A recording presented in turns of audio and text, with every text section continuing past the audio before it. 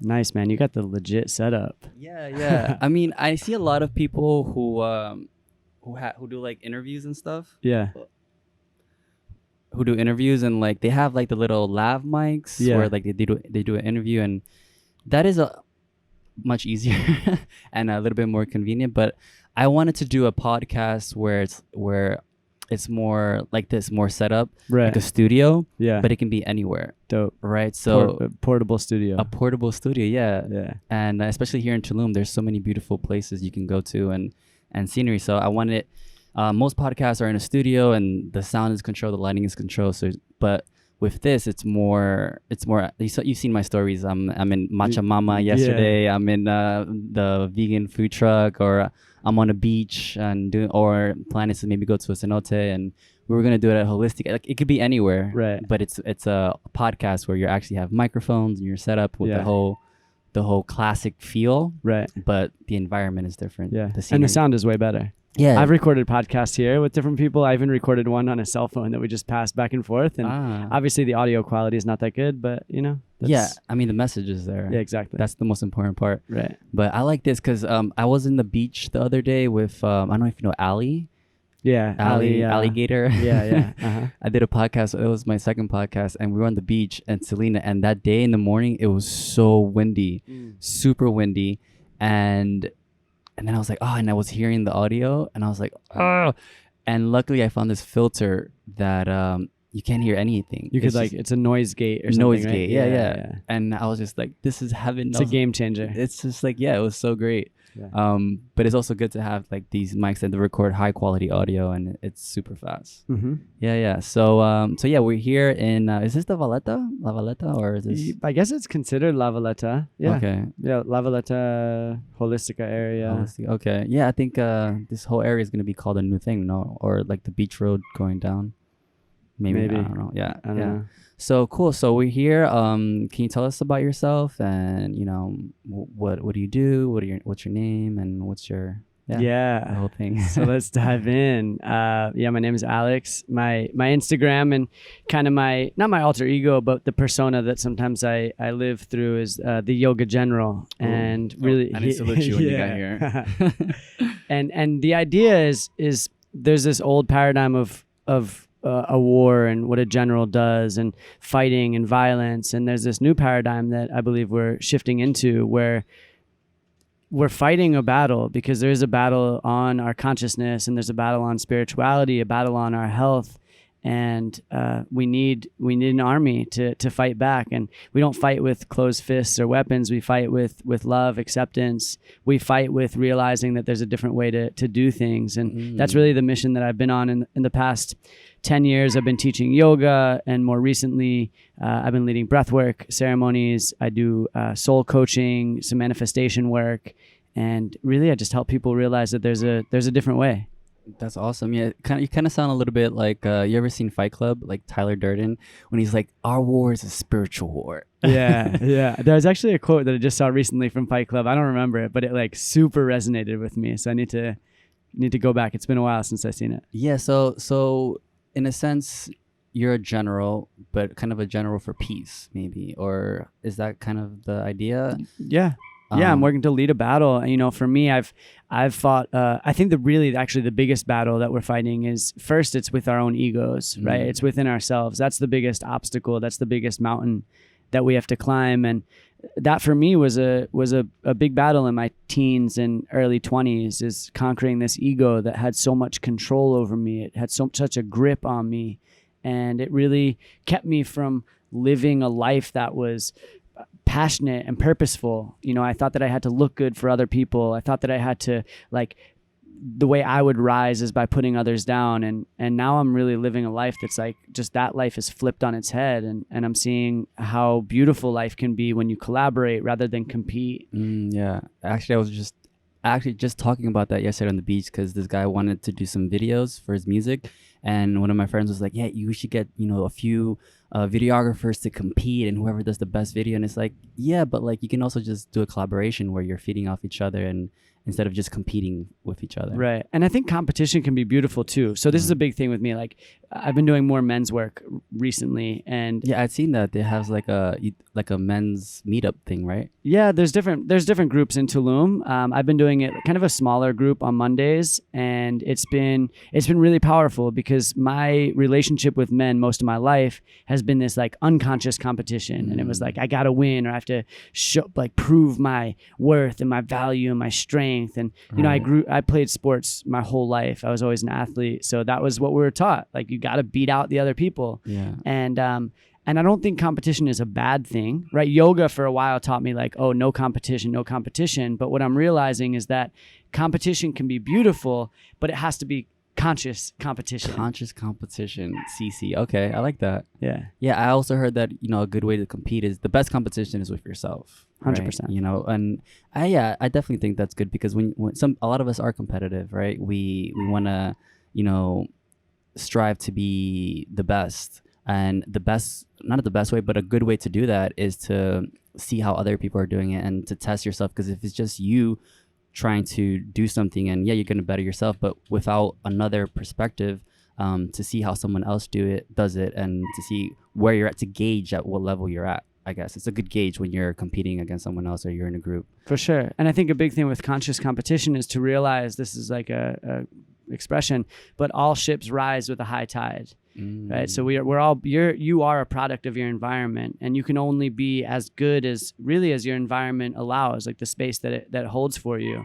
So if we're working to push others down around us, we're going to limit the amount that we can grow or expand or evolve. But if we're working to not just lift ourselves, but lift the world around us, then we're going to be able to access these parts of us that we didn't even know were possible. Yeah.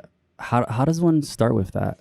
What are some tips that you can give to some people listening? Because a lot of people struggle with how to get started, because a lot of people are in a rut and they don't know where to go, or they're seeking some kind of guidance, or what would you say? I love that. So one of the big things, and this came through for me a few years ago, but it was like something powerful that stayed with me. And I was going through a tough time. I think it was after a breakup. There was some uncertainty in my life with like the direction I was going to go. And I just kind of had this channeled message, and my guides told me that if I'm ever feeling uncertain or unsure or kind of down or depressed, the best thing that I can do is give my heart away, like just serve and give to others. And I think that's one of the most amazing ways to feel better in life, is to help other people feel better. And it like how you do one thing is how you do everything. So it's not just about making other people feel better.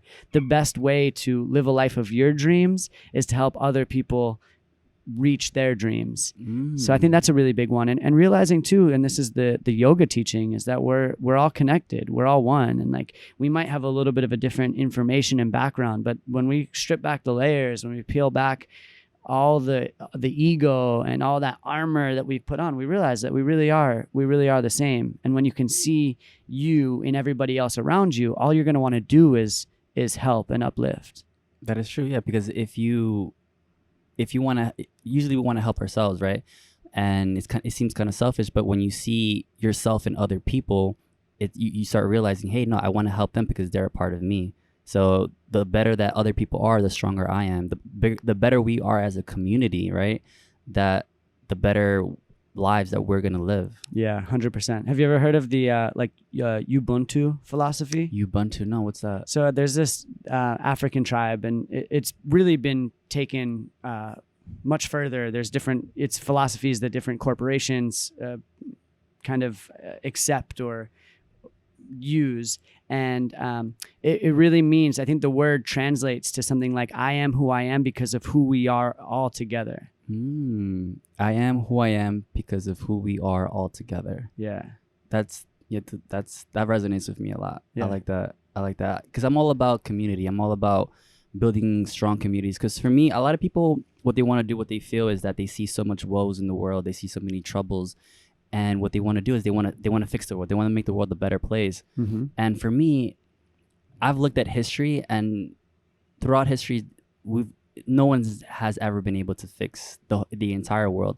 So for me, what I want to do is I want to develop a strong community, a small community, and maybe have it grow, but just create like a nice bubble where you have strong, like-minded people who are living a peaceful and a great life and a prosperous life. Because I can't change there's 8 billion people on the planet. You can't affect change in that way. I mean, maybe you can. I mean, if you say you can, then you can't. But in a way, it's, to me, I feel like what's more achievable for me is smaller progressions of creating a small community and finding like-minded people. And even as human beings, we're not designed to handle so much people in our social circles, right? We're about 150 people within our community.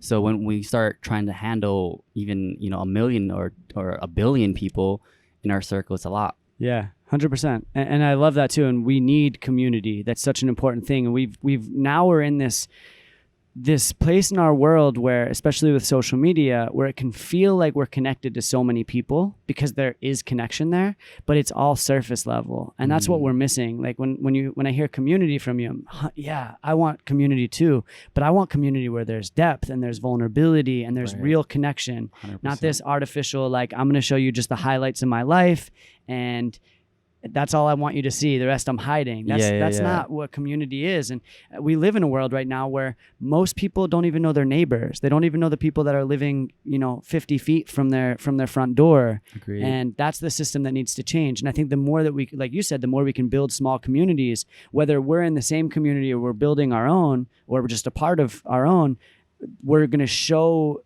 the world, we can create these models of like, hey, this is how we can thrive when we live more like a tribe, when we really are here to support each other.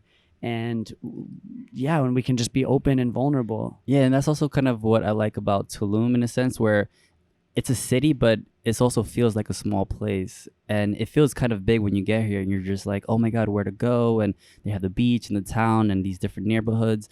But once you've been here for a bit, you start running into the same people and people that and you manifest them, and when you just think about someone and all of a sudden they appear and you're like, where'd you come from? Yeah, it's wild. That happens so much. And I've never been to a place that feels like such a community as Tulum, because even with people that I don't know, if I'm sitting at the cacao place in La Valletta, if there's people around, we just naturally have a conversation and naturally talk. And especially in the world right now, that's just been coming from the US and during the lockdown and everything, that just is not something that has been happening. So it's really beautiful to be able to meet these people and make connections with people that maybe you wouldn't even say hello to. And the people that are coming to Tulum are the people that are looking for this kind of energy, this kind of relationship, where they want something maybe a little bit deeper, and they're trying to escape the pressures of being home and being locked down. So they're coming here to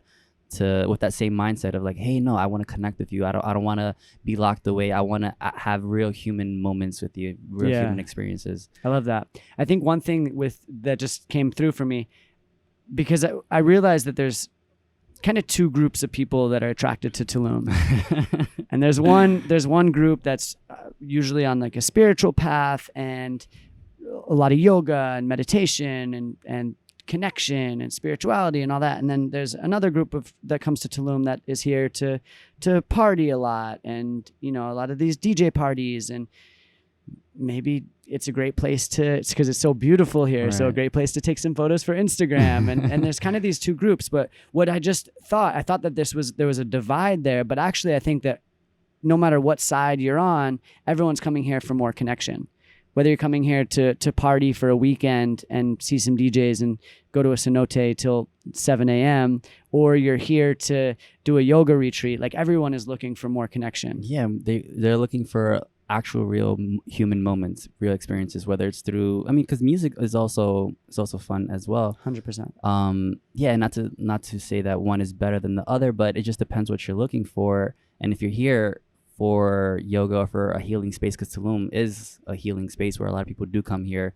A lot of people that I have met here in Tulum are struggling with a lot of issues and a lot of past trauma that they've been going through, and they come to Tulum for that very reason. But then other people just are coming here just to have a good time, to just get rid of the stress from whatever they're dealing with back home, and they don't want to think about anything. They just want to come here and they want to relax and have a good time. Yeah. And yeah, it just depends. Nothing's good, nothing's bad in this world, right? Yeah, I agree. Yeah, and also you can always view things as like there is a yin and yang to everything. No matter where you go, there's lightness and darkness. There's beauty and ugly. There's so many things that I love so much about Tulum, and then there is a dark side too. Yeah. And I think that when I look at it in myself, I know that for me, I can only know my light as much as I know my darkness. And I think that we can find that everywhere we go. You can only know the light of a land as much as you know its darkness.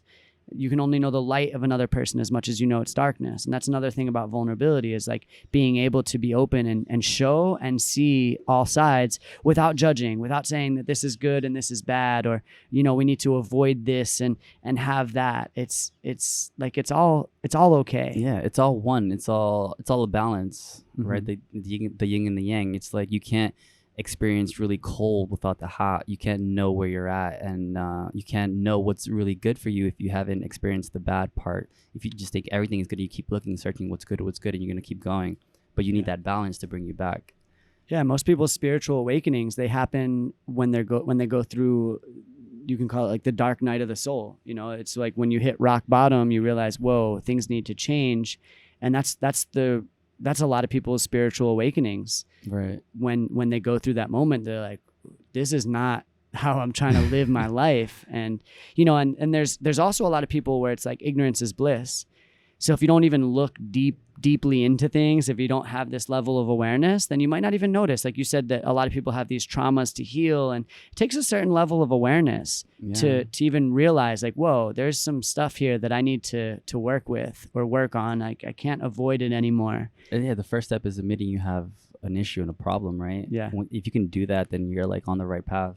And if you're here, then you're on the right path because you're searching for something. Yeah. So what is yoga? What is yoga? What does it mean? Like, you're the yoga. So we talked about how you're the general. Let me salute you again. And you know, you have this idea of this battle.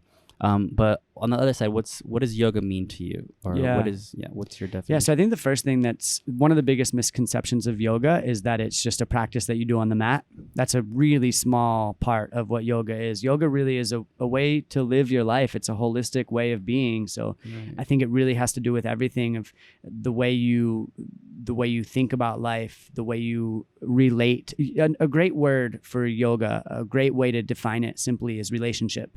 Yoga means union or connection. So another word is relationship. So really, yoga is this practice of looking at how you relate to everything, from other people in your life, to yourself, to your family, to the food that you eat, to the land that you live on. And that's really, to me, what a yoga practice is having awareness of all these things, and then working to live in a way that you're doing what's best for you and the world around you. Like, it's not really good for you if it's hurting the earth or if it's hurting other people. Your ego might convince you that it is, that like, it's okay, it's good because you're making more money or you're gaining more power. But I think yoga teaches that it's not about living from ego, it's about living from soul and from spirit. So what is soul? What is that? So how do you define a soul? Yeah. So a soul is not something that you have. Okay. You don't have a soul. Soul is what you are. It's who you are. So I am a soul. Yeah. Okay. Spirit. Yeah. Spirit. It's pure light. And I think that the greatest way to know soul is to spend time with babies or people that are really late in life, that are maybe getting ready to cross over, because those are the people, to me, that are most connected with spirit and with God. And God's this word that a lot of people can maybe have some aversion to, or really strong attachments to their beliefs. And to me, God is both the creator and the creation. So it's like, it's the creator of all of this, but then it also is all of it. So me and you, we have these sparks of divinity, and I believe that's spirit, that soul. And in that place, when I'm living from that place and you're living from that place, there's no separation. Oh, I like that. That also reminds me of this one quote that I saw in a movie, where this lady was talking about how we develop language as a way to make a more connection with each other, right? So when we were when we were making language up for something like simple as a basic survival thing as there's a lion behind you, so we made up a sound for lion or a sound for water for something for survival. But it changes in the sense that when we make up language for abstract words like love or fear or whatever it is, these words are more abstract. So when I say love, how do you respond to love? You look at your memories of love or lack of love or whatever it is, and you have these emotions. So when I say love, you say, oh yeah, I know what love is, but how do I really know that you understand what I'm saying? Because words are just vibrations in the air that hit your ear and then travel through to your brain. But so much of our experience with other people, our connection with other people is intangible. But when we feel that we've connected with someone, it's almost a spiritual, it feels like, wow, like we've connected, and it's like more of an awakening, I feel. Yeah. And so it's almost like, for example, like neurons in the brain, right? They have these like synapses, and I feel like we're all kind of just like neurons, where each individual person is their own neuron, and we're kind of a collective consciousness, where each person, when we're talking and communicating, we're sending these synapses and these information to each other, but we're a collective consciousness. And so yeah, it's like we're living in one giant brain. Well, I think that our bodies are a microcosm to the macrocosm too, and that's why I think that even like the it's kind of a cliche quote, but if you want to change the world, change yourself first. You can't really make the change, like you said earlier. We can't change a million people's. Well, maybe we can. Maybe a million for sure. Yeah. Billion maybe gets a little more challenging. And I think there's like an exponential thing where if I affect you in some way, and then you have this podcast and you're affecting people, then yeah, we can have a pretty big reach. But the biggest thing that we can change right now is what's going on within us. And then the real way to create change, in my opinion, is to be a model and a light rather than a critic.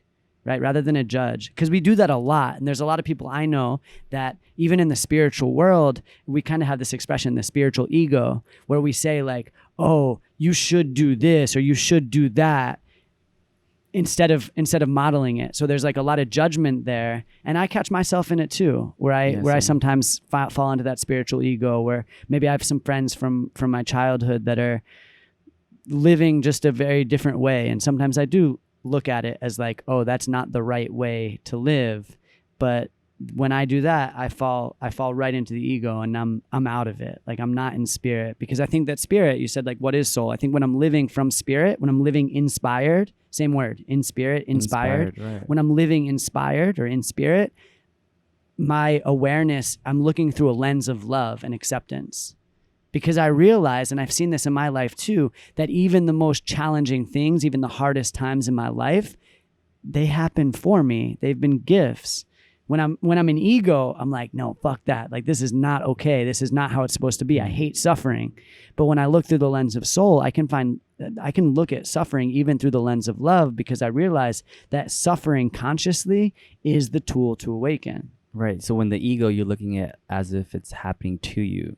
Yeah. And when you're looking through the soul, it's kind of happening for you. Mm-hmm. Right. So these experiences. So what would you say to, as a general, to your soldiers out there, and how do you deal with your ego? How do you balance that? How do you live a life, or what's a direction that you're supposed to be heading to, but what kind of guidance can you give? Yeah, I think with ego, one thing is there's nothing in life that we'll get rid of by pushing away. So any kind of challenge, like what you resist persists. So if you're trying to push away your ego, if you're like, oh, I hate my ego, it's going to be there. It's going to have such a hold of you, right? And it's kind of the same idea that if you're always trying to get away from something, well, it has you. I've known some people that are like, I'm sober for 3 years and 8 months and 26 days and 4 hours. Well, you're like so busy being sober, right. And it still has a grip over you. So I think the best thing with ego is to learn to befriend the ego, make friends with it. Like, hey, you can use that a little bit, right? Like I can use the parts of my personality, because I think that's another way to look at ego. There's certain parts of my personality that I can really utilize. And it's about like seeing through it rather than letting your awareness just stop there. Right. And is that kind of what yoga does? Because I've heard that yoga, what it does is it kind of breaks these compulsions and these cycles that we have, because we're cyclical. So whether it's a compulsion or a cycle that we have within our physical lives, or also our karmic lives, that we have these cycles where we're constantly being reborn. The idea is to eventually end your karma and not be reborn, and transcend to a higher place. Yeah. I think that yoga, one of the biggest benefits of practicing yoga is having more awareness. And when you're more aware, you can start to see yourself falling into the same loop, falling into the same pattern, and you're able to break the pattern. You're able to break the loop. When you're in that loop, this is what people say. Oh, you're crazy. Yeah, you're going, yeah, oh, making a loop, right? Because you're making the same mistakes. I think Albert Einstein said that insanity is doing the same thing over and over and expecting different results. Yeah. So I think, yeah, when I heard that yoga was in a way, in a sense, to break these cycles, these compulsions that we have, that's pretty cool. Yeah. The cycles in yoga, they're called samskaras, and they're like these grooves. And you can think, if you go to the beach and you dig like a little bit of like a tunnel, not a tunnel, but like a groove in the sand, the water is going to be much easier flow through that groove. So it's the same thing. We have these grooves in our mind, and the energy, it's much easier to follow those grooves. Or like you said, it's scientifically, the synapses, when neurons fire together, if there's like one stick, really easy to break. Right. But when you keep having those same neurons fire together, it becomes this really strong connection that's tough. It's tough to break cycles, right, especially as you get older. One of the things that I've been thinking of recently is like, how can I have a bigger impact on people that are young? Because most of what we learn is when we're like 4 to 10 years old. And it's much easier to shape those people, and it's really powerful that time of life. It's hard when you're working with 30, 40, 50-year-olds, 60-year-olds, because they've been doing the same thing for so long. Right. So then, but then in a sense, when you're trying to, you say, shape like a younger mind, is it that you want to shape them and mold them? Because then I guess you would kind of be doing the same thing that society does, shaping them and molding them into a certain way. Or what do you mean by that? Yeah, I'm glad you said that, because that isn't really how I feel. I don't want to change or like try to fix anyone. Really, I think one of the biggest things that we need to do is unlearn this pattern of domestication. Yes. We've become very obedient as humans and very domesticated, and we've lost the wild way. And I really believe we're supposed to live way more in touch with nature, and everything has like separated from that. There's people in life that have gone through maybe years without touching the earth with their bare feet. Really? Yeah. Think about it. They put on their shoes in their house. They walk out. They wear their shoes till they get home. They might even wear their shoes in their home. Like that's and our feet are these. There's so much absorption that happens through our feet, and our bodies. We can get the negative ions from the earth as a great way to heal, right? If we get like oxidative stress, right? That's too much like positive ions. So we can heal it by being barefoot. We can heal it by being in nature. And I think that's one of the biggest things and I'm looking back at my life when I was a kid, I didn't learn how to connect with nature. I learned how to like be a employee.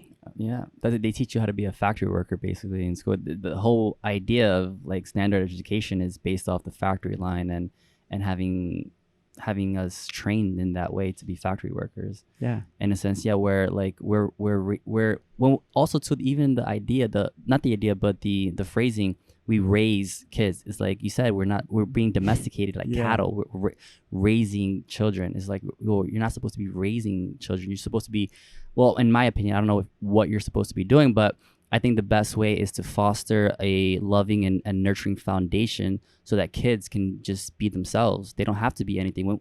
When we're taught to say, well, what do you want to be when you grow up? Oh, like I like painting. Oh, so you want to be an artist and you want to make money in art. Or I like traveling. Oh, you want to be a travel agent, or you want to work for hotels. So we try to put all our passions into some kind of business or some kind of category. When to me, I think it's just like, no, if you want to do something, just do it because of love, and because that's what calls to you, and that's what feels more free flowing, easier to do. Yeah. I think a big thing too is learning how to hold space. That's what we do as yoga teachers, and it's one of the things that I teach most. Okay, what does that mean? Yeah, hold space. Yeah, hold space. Hold space really means to allow, to not try to change or fix. And I think this is something that that parents could do, that teachers could do, that we can do for ourselves, that we can do for our partners. So often we have this idea of like how things should be or how we want them to be. And we try so hard to make that happen, which causes a lot of suffering, especially if it doesn't happen. Right. The alternative, holding space, is being able to accept reality exactly as it is, you know, and being able to really allow. So with children, to allow them to feel emotions, I think that's such an important part of being a human being, is to feel emotion. And I know that when I was young, I got messages. I don't know if it was from my parents. I feel like my parents did a really good job of holding space for me. I didn't have a lot of discipline in different ways, but not in a bad way. It was like I was allowed to be free. I was allowed to figure things out. I was allowed to like get hurt. Right. I was allowed to get dirty. Really? That's so rare. Yeah, and I feel like it helped me so much, and it's why I'm living a life that's kind of untraditional or unconventional. But I know also that when I was really young, somewhere along the line, I learned that as a boy, as a man, I'm not supposed to feel sad, or it's not manly to be scared.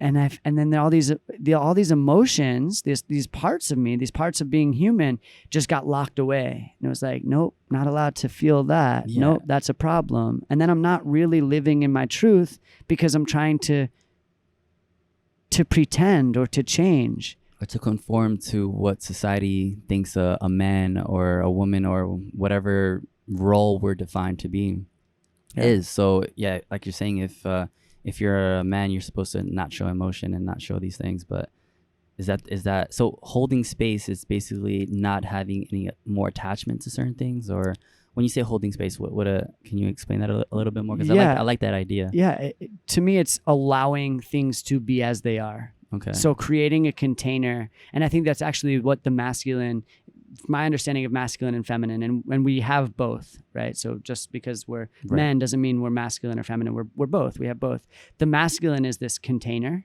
and the feminine is like the flow inside the container, the movement, and the masculine's more the structure. But holding space is like creating a structure, creating almost like a laboratory to just experience the full range of being human, where there's no right or wrong. It's okay if you're happy or you're sad.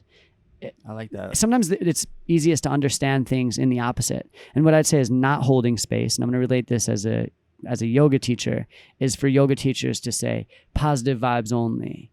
You know, or like they come into a yoga class and it's okay, you're here, so now like drop your whole day and forget about all that and positive vibes only. And that's just such an illusion. I live a good life. I'm very grateful. I'm very blessed. And I definitely struggle. Right. And if someone taught me or told, and I actually did this for a while where I thought that I could only be positive vibes only, especially as a yoga teacher. And I didn't hold space for myself. And I think that manifests in ways where it creates dis-ease in our body, in our mind. I can see that where you think that if you're having maybe a negative vibe, you think, oh no, I'm on the, like you think you're in the wrong thing, but you're only supposed to have positive vibes, which is not the case. It's just not real. I've never met a single person in my life that's positive vibes only. But I think what can happen, I do believe that you can transcend this attachment of like, you don't have to make it good or bad, where there can be suffering and you can see that as a beautiful gift and a beautiful opportunity.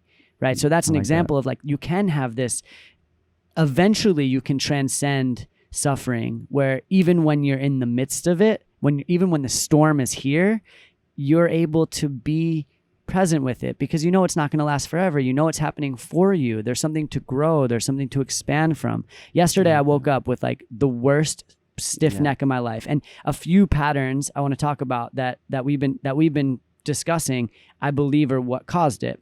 I was dealing with some stuff the day before, right? The night before, like just having some kind of some arguments or disagreements with family, and just dealing with some family stuff that I feel like a lot of us tend to deal with.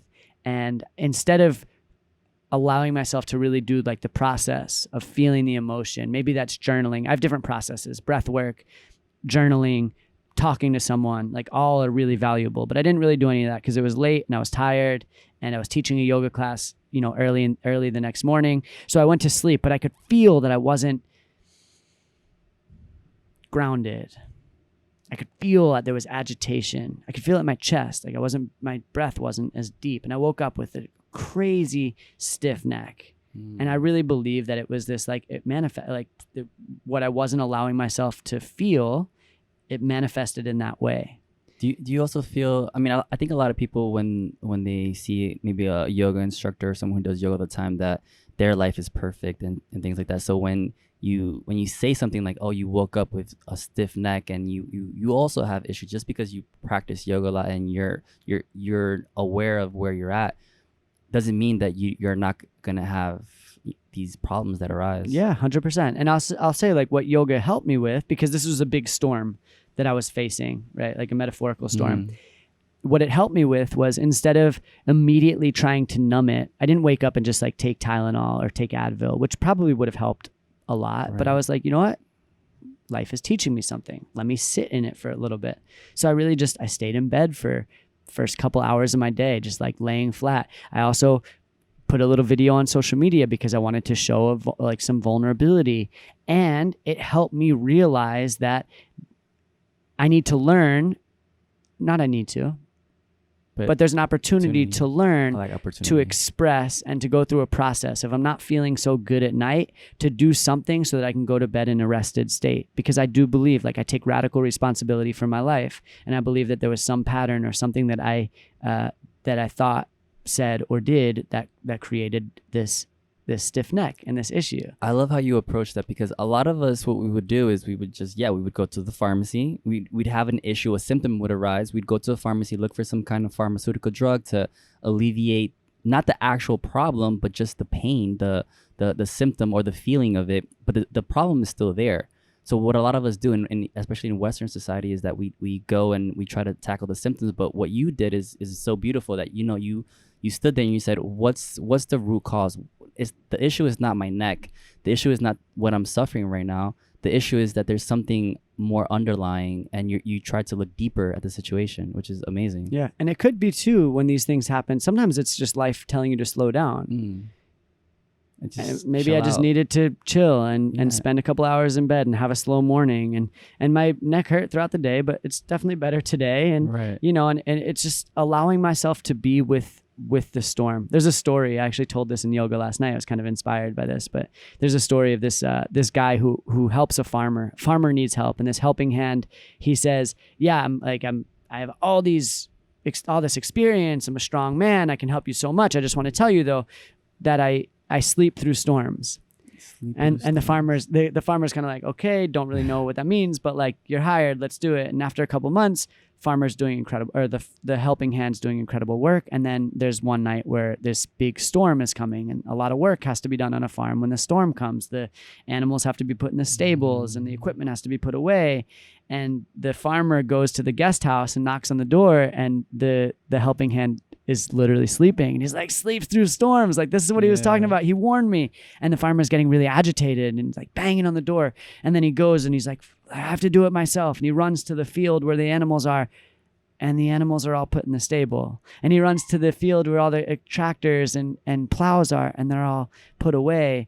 So this man, he's the helping hand, he sleeps through storms, not because like he's afraid of them or he's trying to avoid them, but he's just prepared.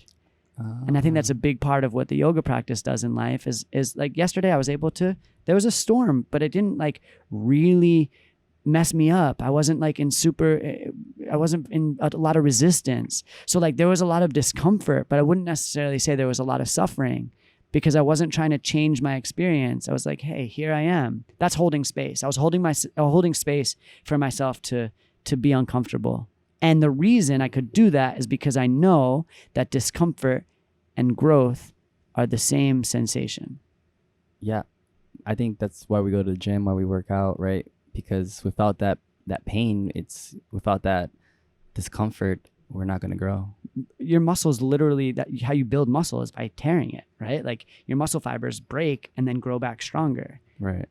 And if we never have any discomfort, if we live our whole lives, like you said, just living a space where we're avoiding discomfort, how we're ever going to grow, how we're ever going to be a new person. And that's why a lot of us stay the same, because we don't have that discomfort. And I think that I feel like we need to grow in life. If we're not growing, I think that we end up depressed. We end up not feeling good. I think that the need for growth is one of the most important things as a human being. So discomfort becomes not an enemy, not something to avoid, but something to welcome, something to seek out. I struggle sometimes with like this idea, because in one sense we need to grow, but in another sense, you know, I also listen to like the Buddhists that say, no, well, that's all an illusion. Growing or stuff like that is just being oneness or being still. And I don't know, can you help me with that a bit? I struggle because I was learning a bit about yoga, and it was talking about how actually standing still is one of the hardest things you can do, not moving at all. So a lot of us, there's this I don't know if you've ever seen this Netflix show, this prison about prison girls, Orange is the New Black. Oh, well, anyway, the theme song is like taking steps is easy, but standing still is hard. And I think it's because we're constantly thinking and moving and trying to do all these things at once, that standing still is super hard. But I definitely think that I want to grow. I think it's also a balance, right, of growing and being able to be comfortable with where you're at. So I don't know if you follow me. A few things I want to break down and unpack. One is what is your really definition of growth? That's a huge one to look at, because different people have different expectations. I think that there's this old paradigm that growth is kind of visualized through like climbing up a ladder, getting higher, climbing up a ladder. Yes. I think that's an old paradigm. I think the new paradigm is growth is not about how high you go, but how like deeply inside you can go. I like that. The idea of stillness, it is hard for a lot of people. I think that movement, like just constantly going, is actually another form of numbing, because when you're still, you can't avoid the stuff that is there. And I felt that with like some deeper meditations. I haven't done like a 10-day meditation or Vipassana or anything, but I've done single day, like 8-hour meditations and days of silence. And I realized that in those moments of stillness and silence, you really can hear and feel everything. Yeah, you can't run away. I went to one of those Vipassanas in Thailand. Did you? Oh my God. One of the hardest things I've ever done. I was in the military. I trained with Navy SEALs. I've done all these crazy exercises and super extreme things. And Vipassana, standing still, meditating for 15, 16 hours a day, just in your own, just doing nothing, is one of the hardest things. Just standing still and being in your own thoughts. Yeah. So we did like sitting down meditation, walking meditation, lying down meditate, and just, it's so hard because you feel it. You feel this discomfort, and you're trying to not to just be with your mind, and all your thoughts and all these things are running through your head, and you start remembering all of these past traumas that you have kept down, and then they start coming up, and you're like, no, and you start trying to push it back, and trying to find, all right, I want to be comfortable again, and you have this pain in your leg, and you move the leg, all right, I just want a little bit more comfort, and then another problem, and the mosquitoes, and then it's hot, and you're sweating, and you're like, what am I doing here? Yeah, it's so hard. Yeah, and stillness. We live in a society that glorifies being busy and glorifies moving fast. Look at marketing. It's like, how to, this car is faster, this cell phone is faster internet, how to make 6 figures fast, it's like all about go. Right. So it's a radical act to slow down. It's a radical act to be still. And I think that like you said, like being still is discomfort. So it's a beautiful way to seek discomfort. Growth, to me, is not about having like a certain amount of money in your bank account, having external things. I feel like growth is this internal process that you go through. And I really think the biggest sign of progress in your practice, so the biggest sign of growth in your practice, is how present you can be through the victories and the defeats, right? How present you can be through the comfort and the discomfort. Right, not just looking at either looking at your life through all the bad or all the defeats and saying and bringing yourself down is like, my whole life has all these things have been happening to me, I've been defeated, or not just looking at all the good things, but a mixture of both. Full range of the human experience. I think that that's what we're here for. I love it. I'm all in for the full range of human experience. Like there's times where I feel myself, an old loop, kind of like maybe getting angry and just getting out of the present moment. And then when I see it, when I have the awareness of it happening, like I can laugh and I can almost enjoy the feeling. And now I'm also learning to take, this is some of the work that I'm doing with some of the men that I met in Tulum, is realizing that my emotions are a powerful force to utilize. So when I'm feeling anger, that's my warrior archetype, and powerful. Anger helps me have be assertive. Anger helps me create boundaries. Anger, it's sacred. Sacred range. Sacred rage. It gives me energy.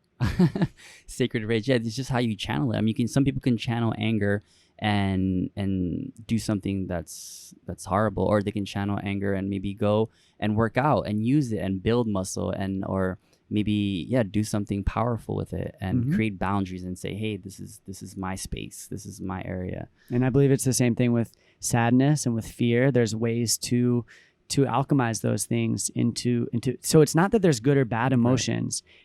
There's expressed or unexpressed emotions. Okay. Unexpressed emotions can cause a lot of symptoms, dis-ease, sick, or from holding things in, and it manifests in a physical way. An emotional thing that you hold down, you may say, oh, why do I have ulcers in my body, or why am I what's coming up? And you say, well, I eat healthy and I do all these things, but your emotions manifest in a physical form. And I think that's a big part of going from being a victim to a victor of your circumstances. Oh, I like that. Yeah, victim is when you're again, like, you think everything's happening to you and like the world's coming at you or against you. And the victor is, this is happening for me, and life is coming from me, like taking that radical responsibility. And responsibility is the ability to respond. So when emotions come up, how do you respond? I love these word plays, man. Like the language spells almost like a magical thing where it's all makes sense once you really think about it. You never really think about how words, what they really mean when you break it down. And you say like, oh, responsibility and all these things, and it's dope. I think the words that we use when we express ourselves kind of manifest in some kind of physical way. Abracadabra, we all know that word, that magic word that we've learned as kids. That word comes from Aramaic, which is one of the oldest languages, and it means, as I speak, I create. As I speak, I create. Abracadabra. And it's true. And I think it's also good to realize it's not just your words that are creating your life around you, but the thoughts that you have. It's all of your outputs of energy, which I believe are your thoughts, what you're thinking, your words, and your actions. So all of these things are creating your life. It's trifecta. Yeah, because you're putting out energy, and you have this, we all have magnetic fields. I can see it even with the brain waves, right? There's alpha waves, beta waves, delta waves. So if you're thinking something, you're creating some kind of energy force out there. And I've been talking a lot about emotion.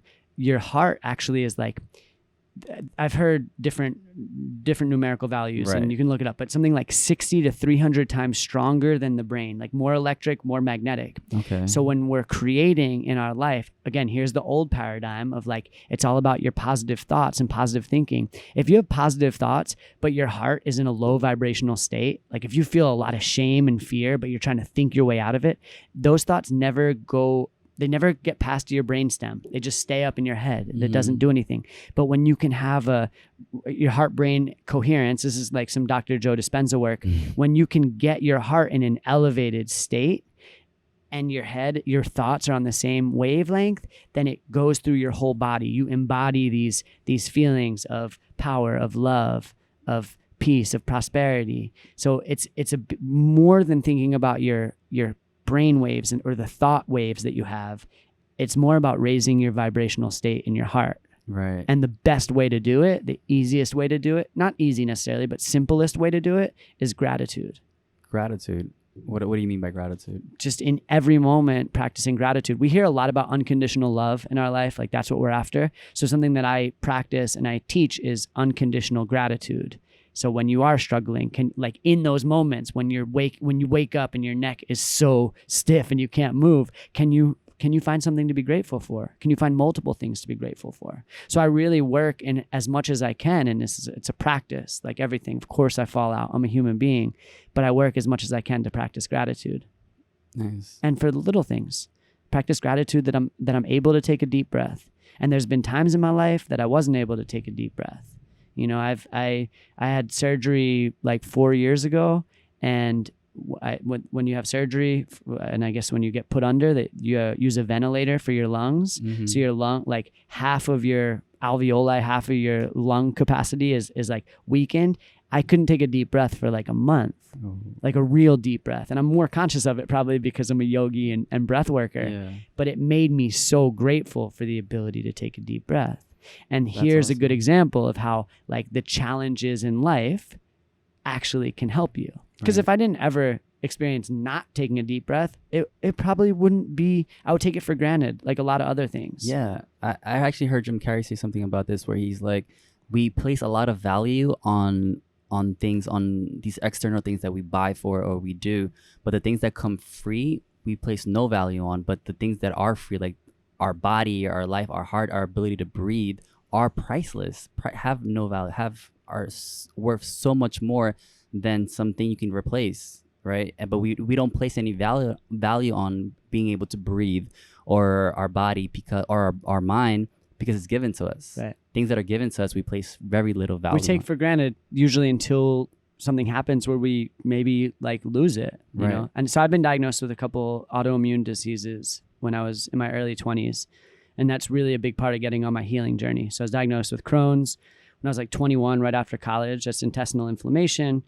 And it really was a catalyst to me changing my life drastically.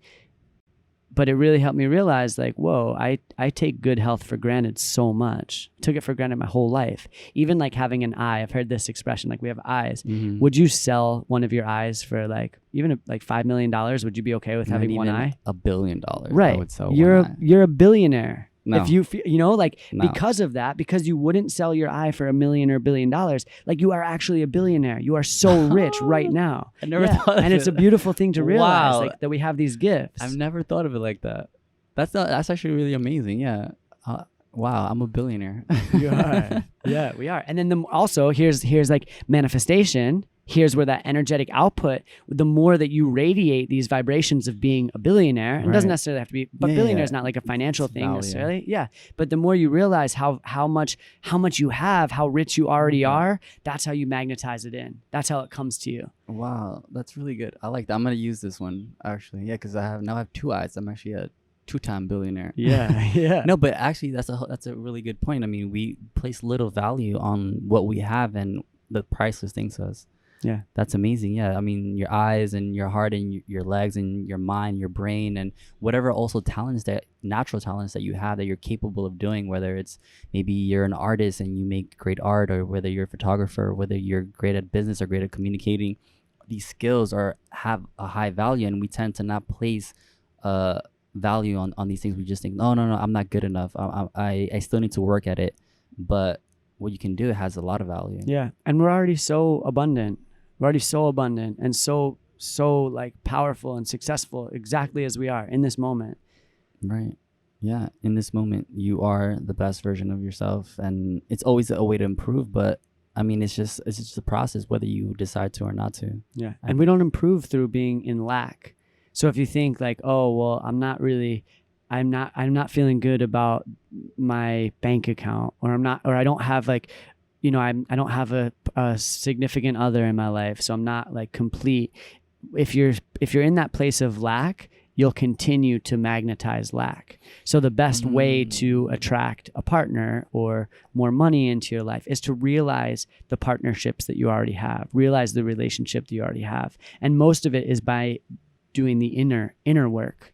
So internally realizing you're so abundant just because of this body that you have, and because of the breath you're able to take, and because you're able to watch these beautiful sunrises, all these things that are so, so beautiful you have them. They're here. I love that. Yeah. I'm feeling like so emotional right now when you're saying this. It's so good because we don't really realize that. Yeah, the ability to just take it all in, and to do these things that we consider just basic. Being able to walk. I mean, when you sprain your ankle, right? You're just like, you realize, hey, like, no, like, wow, being able to walk is really important. Being able to breathe and just being able to do what you're doing right now. If you have the ability to just be healthy and be yourself, that's amazing. Unconditional gratitude. Wow. There's something to be grateful for all the time. I'm grateful for that.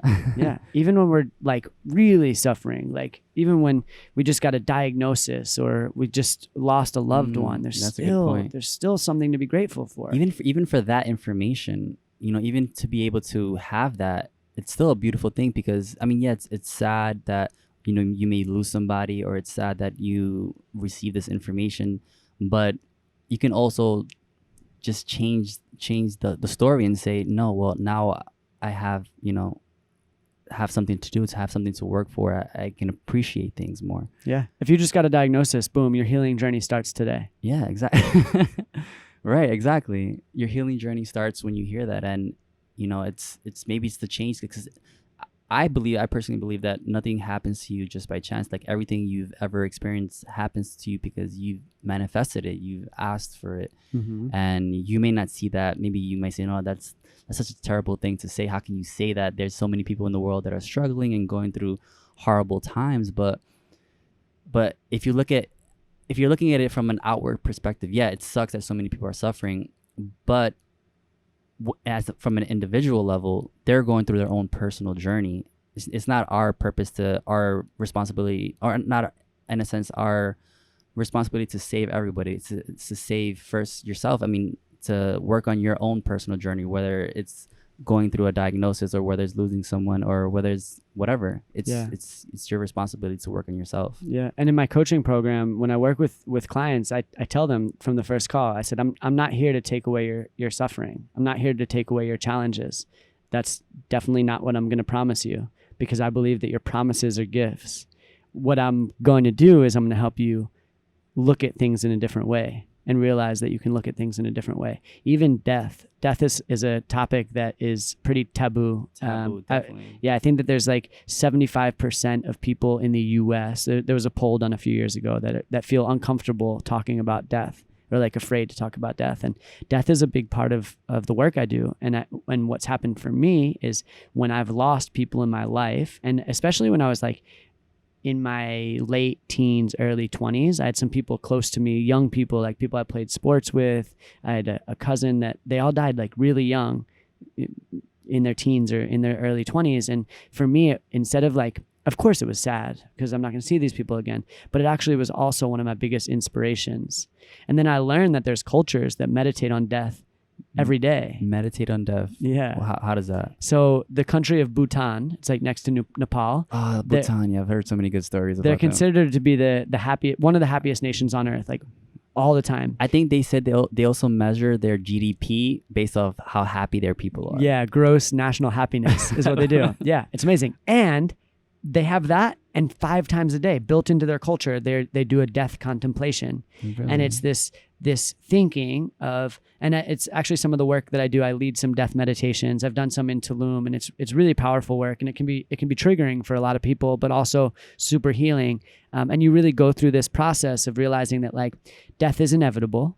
Everyone that's ever lived, no matter how smart, no matter how rich or poor or anything, like right. no matter how holy, right? Like even the most holy spiritual leaders, Jesus, Buddha, they've all died. Right. And in 150 years, pretty much everyone that's on this planet will be dead. And so you realize that death is inevitable. You realize that you really don't know when death is coming. Like you're always getting closer to it. Every time, as time goes past, you're getting closer to it. We have these ideas of like the average life expectancy is 80 years old or something. And maybe you practice yoga and you eat healthy. So you're like, okay, well, maybe I'm going to live to like 90.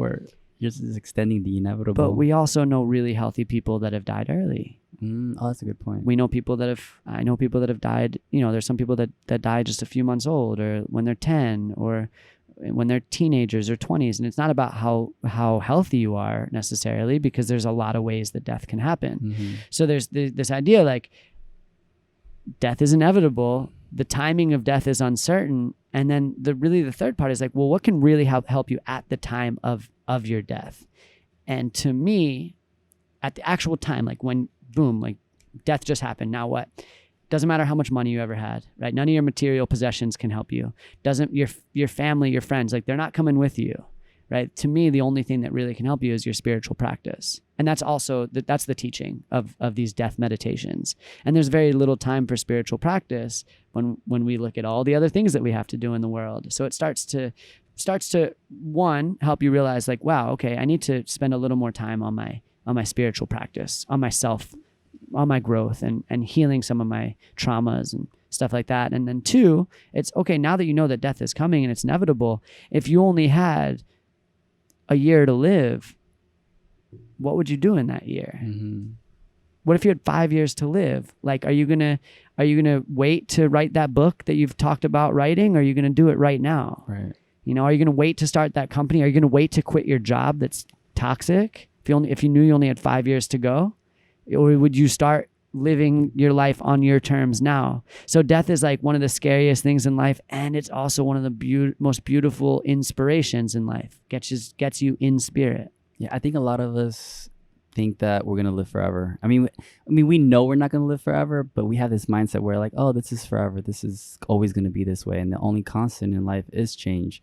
But with your meditation, that's a great way to look at it, because it's also, in a way, preparing yourself for your death through your spirituality. It's like writing a will. Or not everyone wants to like write the will or get prepared or put their ducks in order for their death, because they say, no, it's not going to happen now. It's not going to happen now. It can happen right now. You like wherever you're at, you can get hit by a comet, or you can something can just happen. You don't know. You just heart can stop, and to be really in tune with your death and with reality, because this is an eventuality. Mm-hmm. And a lot of people they're putting it off, but doing this meditation with death, and it's really good. I think it's cool that there's a lot of different spiritual leaders, but also like intellectuals. And I think Marcus Aurelius, one of his things to do every day, he was one of the most powerful, impactful people in the world. Like with the is it the Roman the Roman dude? Yeah, General Emperor. One of your Rome. Generals. Yeah. Your long line of descendants from Marcus Aurelius. One of the things that he says is like every day, think about death, contemplate death. And one of the things that I also do in my coaching program with different people, and this is great for your listeners, is write your obituary. Oh my goodness. Write your obituary. For some people, that would be so scary. Yeah. And the people that it's going to be most scary for are the ones that are not doing what they know they're here to do. Oh, that's a good point. Self-reflection. Yeah, 100%. Like, how do you want to be remembered? And if you don't come up with how you want to be remembered, if you can't have like an idea of it, and of course things change, right? So it's not like it's written in stone, which is a funny thing to talk about with like obituary, because cemetery would be, but of course it can change.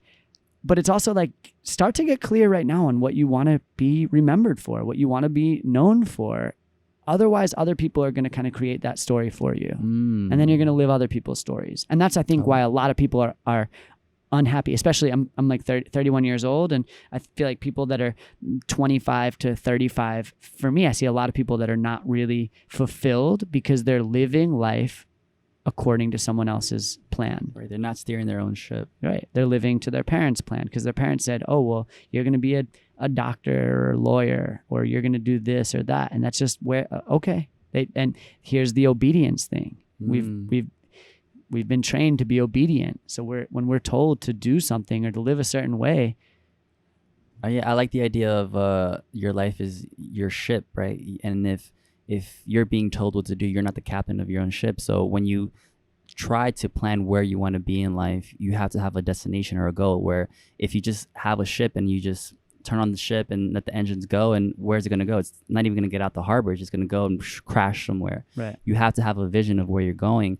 And if you're not at the helm, then you're going somewhere where you're being steered to. If your parents are the ones gearing the ship, then you're going to go where they want to go. And if you see some island that you want to check out, and I love this island, looks amazing, let's go there, and your parents are like, no, or your friends are like, no, we're going this way, we're steering this way. So look at your life as if you're the captain of your ship, and on a ship, that's also a place where death can happen a lot. So when you're looking at your life through that way on a ship, a storm can come in any moment, and boom, all of a sudden you don't know whether you're going to make it or not, and things really come into perspective and what you want to save, right? When your ship is sinking, what's most valuable to you? What are you gonna take with you? You really can't take anything. The only thing you can take, as you said, is what your soul, your spiritual self, which is in essence what you are, because this body is just a tool. You said you're not your body, right? Your soul. What is it, within a body or I mean, this is our vessel. I think we're so much bigger than this. I mean,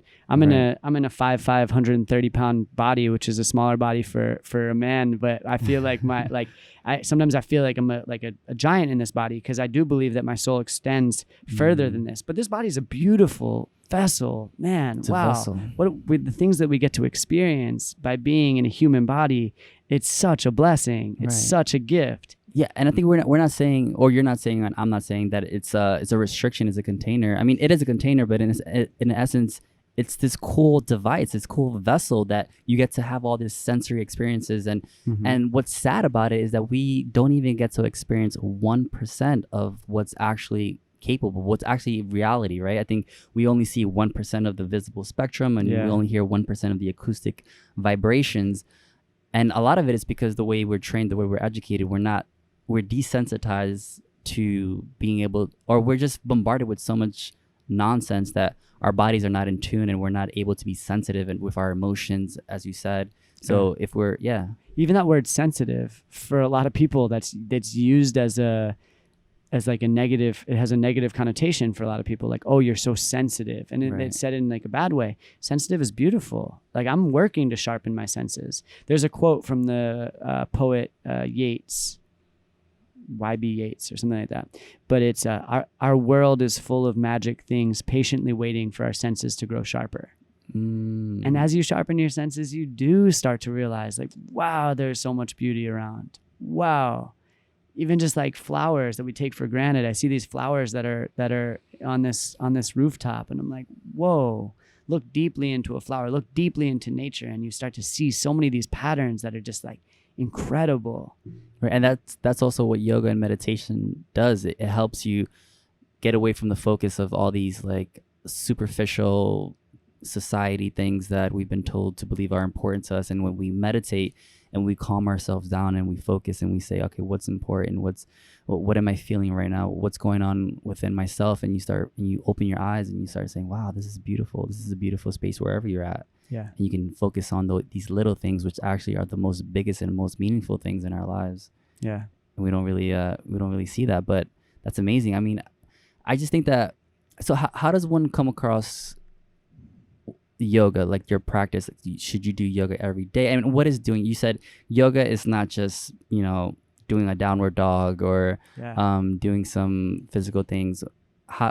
What are some aspects of yogas that we can incorporate in our daily lives, or how does yoga manifest itself? Yeah, most people, and especially our Western world, materializes everything, kind of makes everything really physical. Think about how much we pay attention to like the way our bodies look and body image, and everything just becomes physical. And we've done the same thing with yoga, which is this like beautiful practice. It's been around for thousands of years.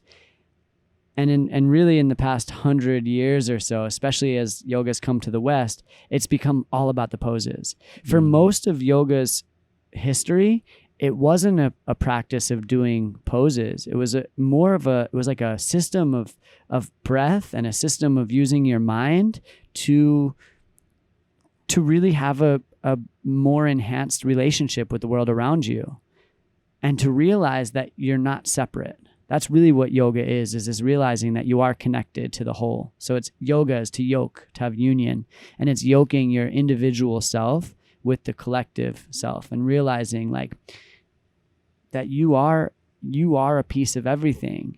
And again, you are the microcosm to the macrocosm. There's a a quote that I love practicing. I use it as a mantra a lot, and I don't have any tattoos, but I really want it as my first tattoo. And the phrase is Tat Twam Asi, and it translates directly into "Thou art that," which is like, what does that really mean? But a way to translate it though is to say like, I am that too. So sometimes when I look around and when I start to notice things like I'm judging something as ugly or different or less, I will look at it. Tatwamasi. I am that too.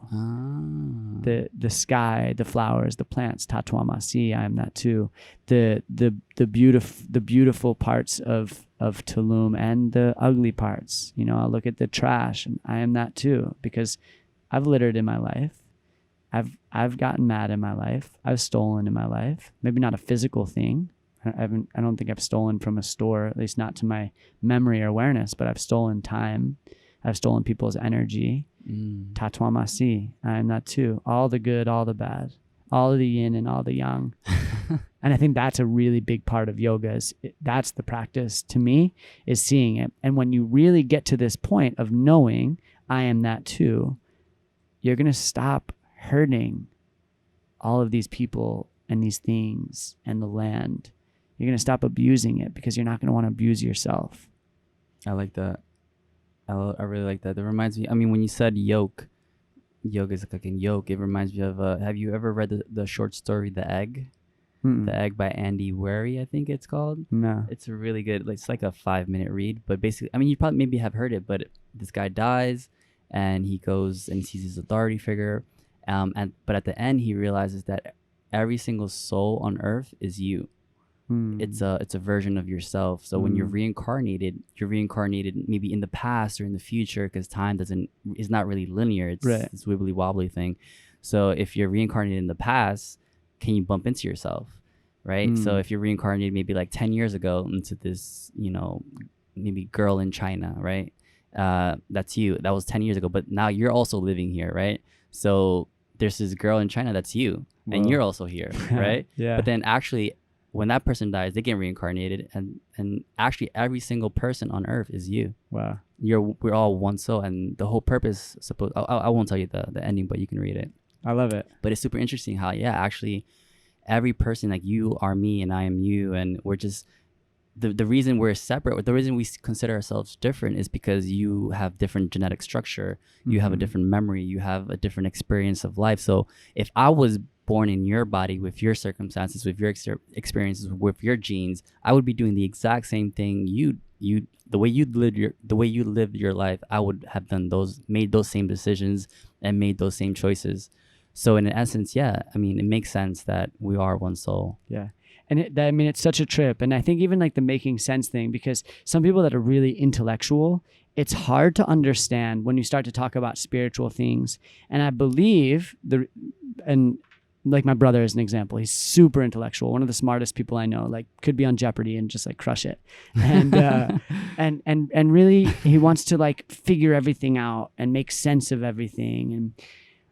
And we've had a lot of discussions about spirituality and how like you can't necessarily prove things like you have a spirit or prove God. And I believe God to me is like, I would call it this infinite source, right? Infinite.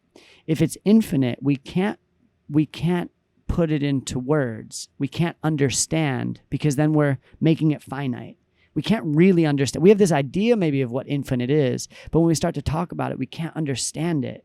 Then we're making it finite, and it's not what it is anymore. So it doesn't really make intellectual sense, and that's okay. It's something that's maybe like just like a heart thing, right? Heart, like it's a different language. And you don't have to understand it with words so much. And I think that's really powerful if you are really intellectual and you're like, whoa, I want to believe in God, but like I need to have proof. I need to have this like scientific way to figure it out. And I think that sometimes when you can just like let go and embrace the mystery, it can be really beautiful and enriching, and not everything has to make sense. Yeah, I think also Jim Carrey had also said that hope is like a beggar or something, but faith is actually, you need to have faith and be aware that things are going to happen the way they're supposed to happen. And also too, when we talk about scientists and science, is still a new thing. It's still a new process that's still trying to figure out things. And if it's not being able to put it in a mathematical term, or if there's not a device that can measure it, then it's not real, it's not true.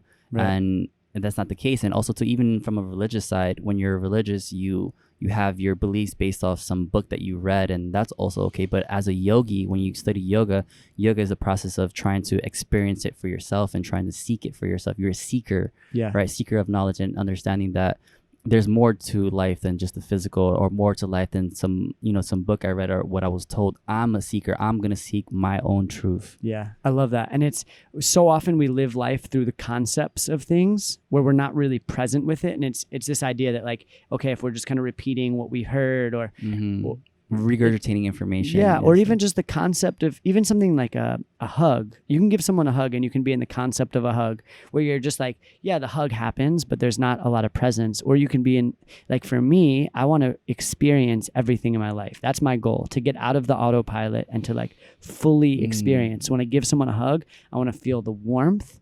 I want to like feel the energy. I want to smell them, like all these things, which it sounds funny, but like that is something that I notice when I hug people. Like I'll notice their smell, and not to judge or anything, but just to like, there's something that there's like a shared experience, and I'm working to be more experiential and less conceptual in my life. And that's kind of what you were just saying with like, it's not about just reading something in a book and just like believing. It's like experience it. You know, I could tell you how good and delicious honey is, and you could go around and saying, oh, honey is so good and so delicious, but until you taste it, you don't really know. And that's my biggest invitation with people in like a yoga or spiritual world. If you haven't tasted it for yourself yet, do an experiment, taste it. Go for 3 months, practice yoga, look at things a different way, do breath work every morning, and see how much richer your life will become and how much healthier, which the word healthy to me is the word whole, like how much more whole your life becomes. And it's beautiful, but it can be an experiment. You don't have to believe me. Right. Just try it for yourself.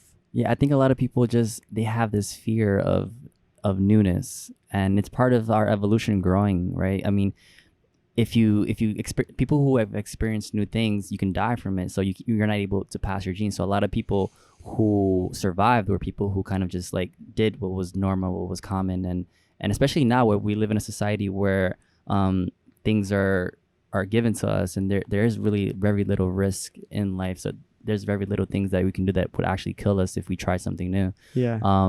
Which is also a great thing because you can experience new things with the safety. But a lot of what we experience, a lot of what we do, we're afraid of new things because of that. Yeah. And I think that there's a lot of people that are living life in a place of just trying to survive. Just trying to just be. Yeah. Does that sound like a nice world to just survive? No, I mean, not for me. Maybe for some people though. Maybe. Well, I think that if you're constantly feeling like you're under attack, right, then survival is what you're looking for. For me, like I don't want to just survive. I want to thrive. I want to have the fullest experience of what it means to be human. And I also don't really like what you said about like autopilot. I don't like being in autopilot, especially you ever drive your car somewhere and you take the same route all the time, and then you maybe you go from home to work and you take the same route, and you get in your car and you drive to work, and then all of a sudden you're at work and you forgot how you got there. Yeah. Right? You're on autopilot. You take the same route, but if your life is on autopilot, you're going to sleep through your whole life. You're going to forget your whole life. And I think it was Jason Sylvia who was talking about how memory, that the more unique experiences you have, the more memorable experience you have, the more richer your life is, the more, you can be 50 years old, but have lived your whole life through autopilot. And someone can be 20 years old and has traveled the world and it has experienced so much at such a young age that they are more have had a richer life than someone who's twice their age because of those unique, memorable experiences. I love that. Yeah. Getting out of your comfort zone is huge. For me, it's one of the biggest things I teach is to seek discomfort in your life. And it could be small steps at first. Right. It doesn't have to be things that are like dangerous. You're talking about how you could die if you do things that are like too unknown or too uncomfortable. But it's just an opportunity to learn so much. And it's beautiful to be present. I think presence is our number one purpose as humans. I think our primary purpose is to be present, and then our secondary purpose is to use our gifts to give back to the world. But number one is just to be here and now. Right. And presence is something that a lot of people struggle with more and more, especially now. We live in a world where there's so many distractions, and we have so many different tools and apps and games on our phone, and there's always stuff to do. So we're again like constantly glorifying busyness, and I'm busy. I talk to my friends a lot, and I'm like, how have you been, or how's your week? Oh, it's been busy. And that response for a lot of people is just autopilot. And it's like, okay, well, why don't you try being not busy for a little bit? Like let's be unbusy together and see how that goes. Yeah. There's a part of your brain it's called the default mode network, and it's actually what leads you to be on autopilot. And it's really cool. I think before you're 5 years old, that part of your brain's not developed at all. So think about like a young kid. They're looking around with awe, right, amazement. Amazing. Yeah. Everything. It's like full of wonder, you know? Like, oh, yeah. Right. And then something that's actually, and something that's actually really interesting too is on different entheogens, like plant medicines. Okay. That default mode network, it also shuts off. Really? Yeah, it shuts down. So it's the same thing. What is it called? Entheogens? Well, an entheogen, so I like using that word instead of like a psychedelic. Okay. Psychedelic is kind of like you're hallucinating and you're tripping. And right. Entheogen, it comes from the root entheos, which means the God within. So an entheogen is something that helps you tune into the God that's within you. It's actually, entheos is also the root of enthusiasm. Enthusiasm is a beautiful guide or beacon in your life. What you're enthusiastic about, it's connecting you to your inner God. Yeah. And that's definitely like, if you're a little unsure of what direction you should take in life or what you're doing in life, look to your enthusiasm. Whenever I meet someone, people always ask me, oh, like, what's your name, where you're from, what do you do? But like with me, I like to ask, what are you passionate about? Yeah. What are you enthusiastic about? That to me tells me, because when I see people and they're so happy about their project they're working on and they're so enthusiastic, it's just like I smile and I light up. I'm like, yes, like whatever you need, like I'm here for you. Yeah. And inspiration it's contagious. When you're in spirit, when you're inspired, you light up the world around you because your light is shining a lot brighter. And that's just the nature of light. Doesn't matter how much darkness is around you. Actually, the more darkness, it's like the more the light seems to be bright. So it's cool I think that for me too, like the default mode network, that's plant medicine has been really powerful in my life. And I see both sides of it. I just made a post recently about plant medicine and how like taking something external can leave you feeling not as powerful. But it's been a really amazing journey for me, and it's changed my life a lot is like having some mushroom ceremonies and microdosing and one of the benefits is it turns the default mode network off. So you're really present, you're really here, and you're not just numb to routine. Yeah, I think a lot of people, well, maybe some people listening back home in their states with their normal routine in their lifestyle and their 9 to 5 may say, well, magic mushrooms or these psychedelic medicines, I don't know about that. Like, so what would you say to them? It's just... Man, it's hard to say. I don't necessarily think that it's for everybody.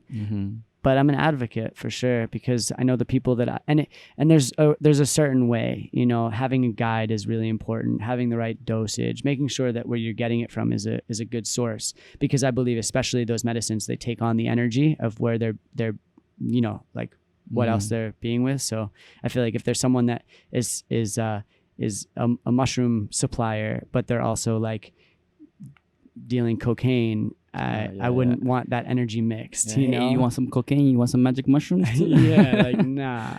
But I think that it can be super powerful, and again, it can be this like experiment to see. And now, thank God, they did a lot of research in the 40s, 50s, and 60s with these different entheogens, plant medicines, even things that aren't necessarily derived from plants like LSD and MDMA.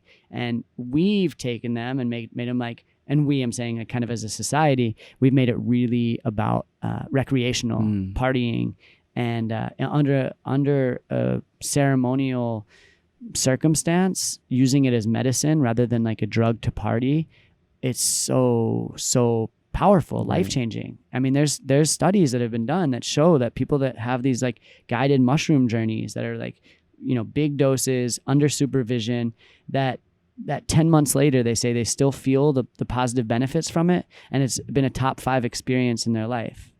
Yeah. It's eye-opening, awakening. And it's also part of the whole talking about the unique experience, right? When you take it for the first time and it gives you that boom, that eye-opening thing, you have an amazing, unique experience. And then, you know, I talk about, you know, traveling and doing all these things, but just a unique experience just could just be, you know, you wake up in the morning and you see something in your partner, something new, and say, wow, this is a new thing. This is a unique experience. This is something different. This is something memorable. I'm enthusiastic. And just changing your mindset, changing your story and what you're telling yourself. Because we all are creating our own story. We have this voice playing in our head where we write the story and we say, hey, like, this is what's going on to me today. This is what's happening.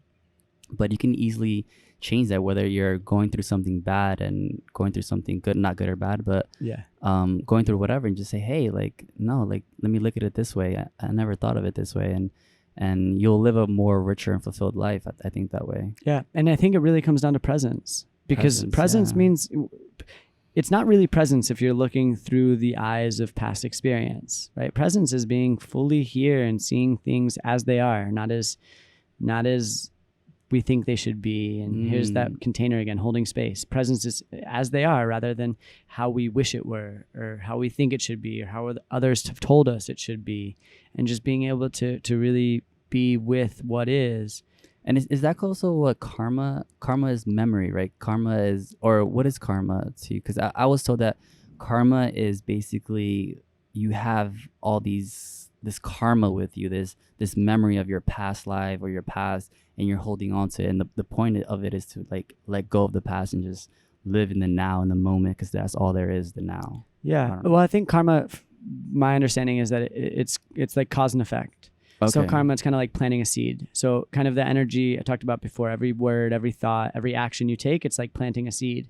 And the seeds that you plant is what you're gonna get, right? So if you plant sweet seeds, you're gonna get sweet fruits. If you plant sour seeds, you're gonna get sour fruits. If you don't plant any seeds, you're not gonna get any fruits. And that's a good way to understand karma. And it's not just this life, but you could be carrying karma from your past life too.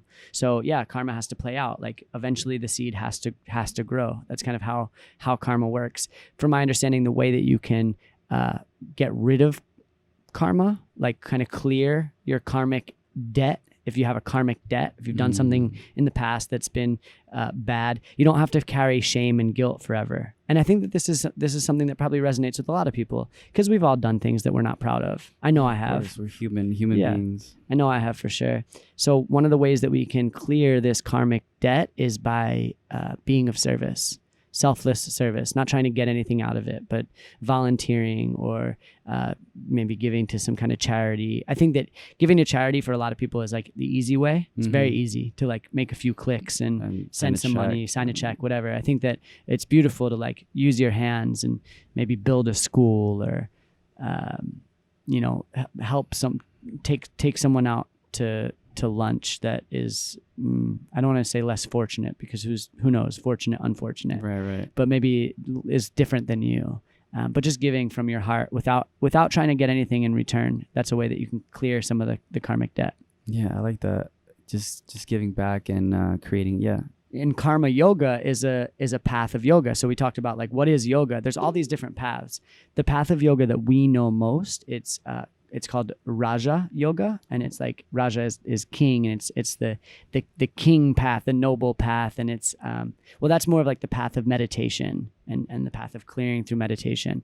Then there's Hatha Yoga. Hatha Yoga is the yoga path of breath and posture. So what we're doing in the studios.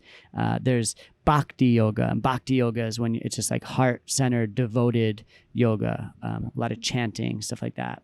And then there's Karma Yoga, and Karma Yoga is the yoga of selfless service, or the yoga of selfless action, where you're doing things not for your benefit, but for the world around you. So this example with the seeds, Karma Yoga would be like planting seeds that are going to grow the sweetest fruits that you never intend to eat.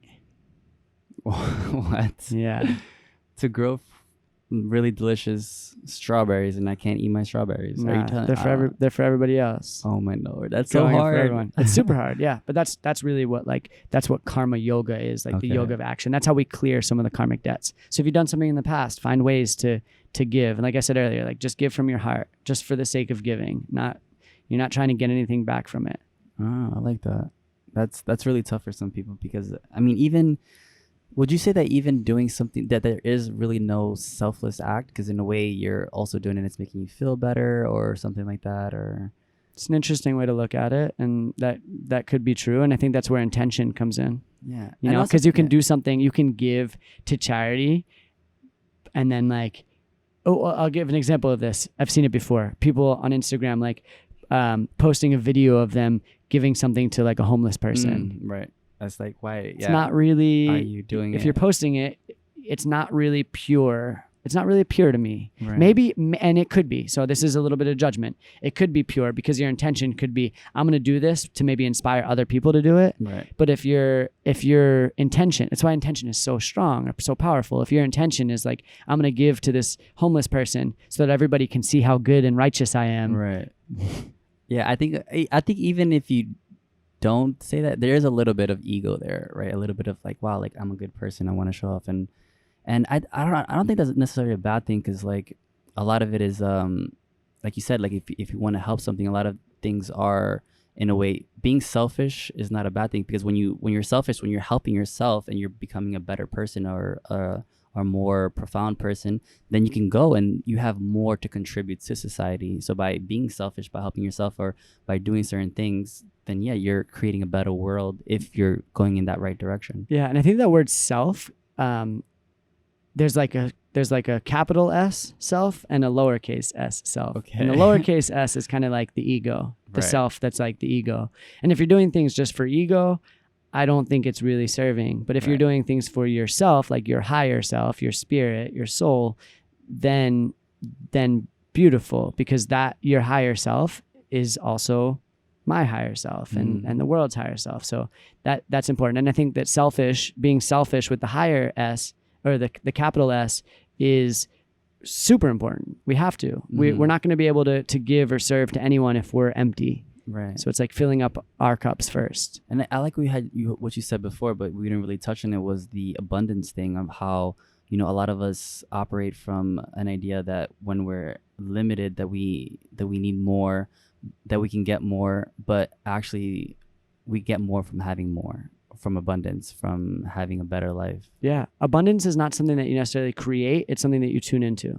Oh, you tune into. Okay. And how? So it's realizing how much, the more that you realize how abundant you already are, the more you'll attract more abundance in.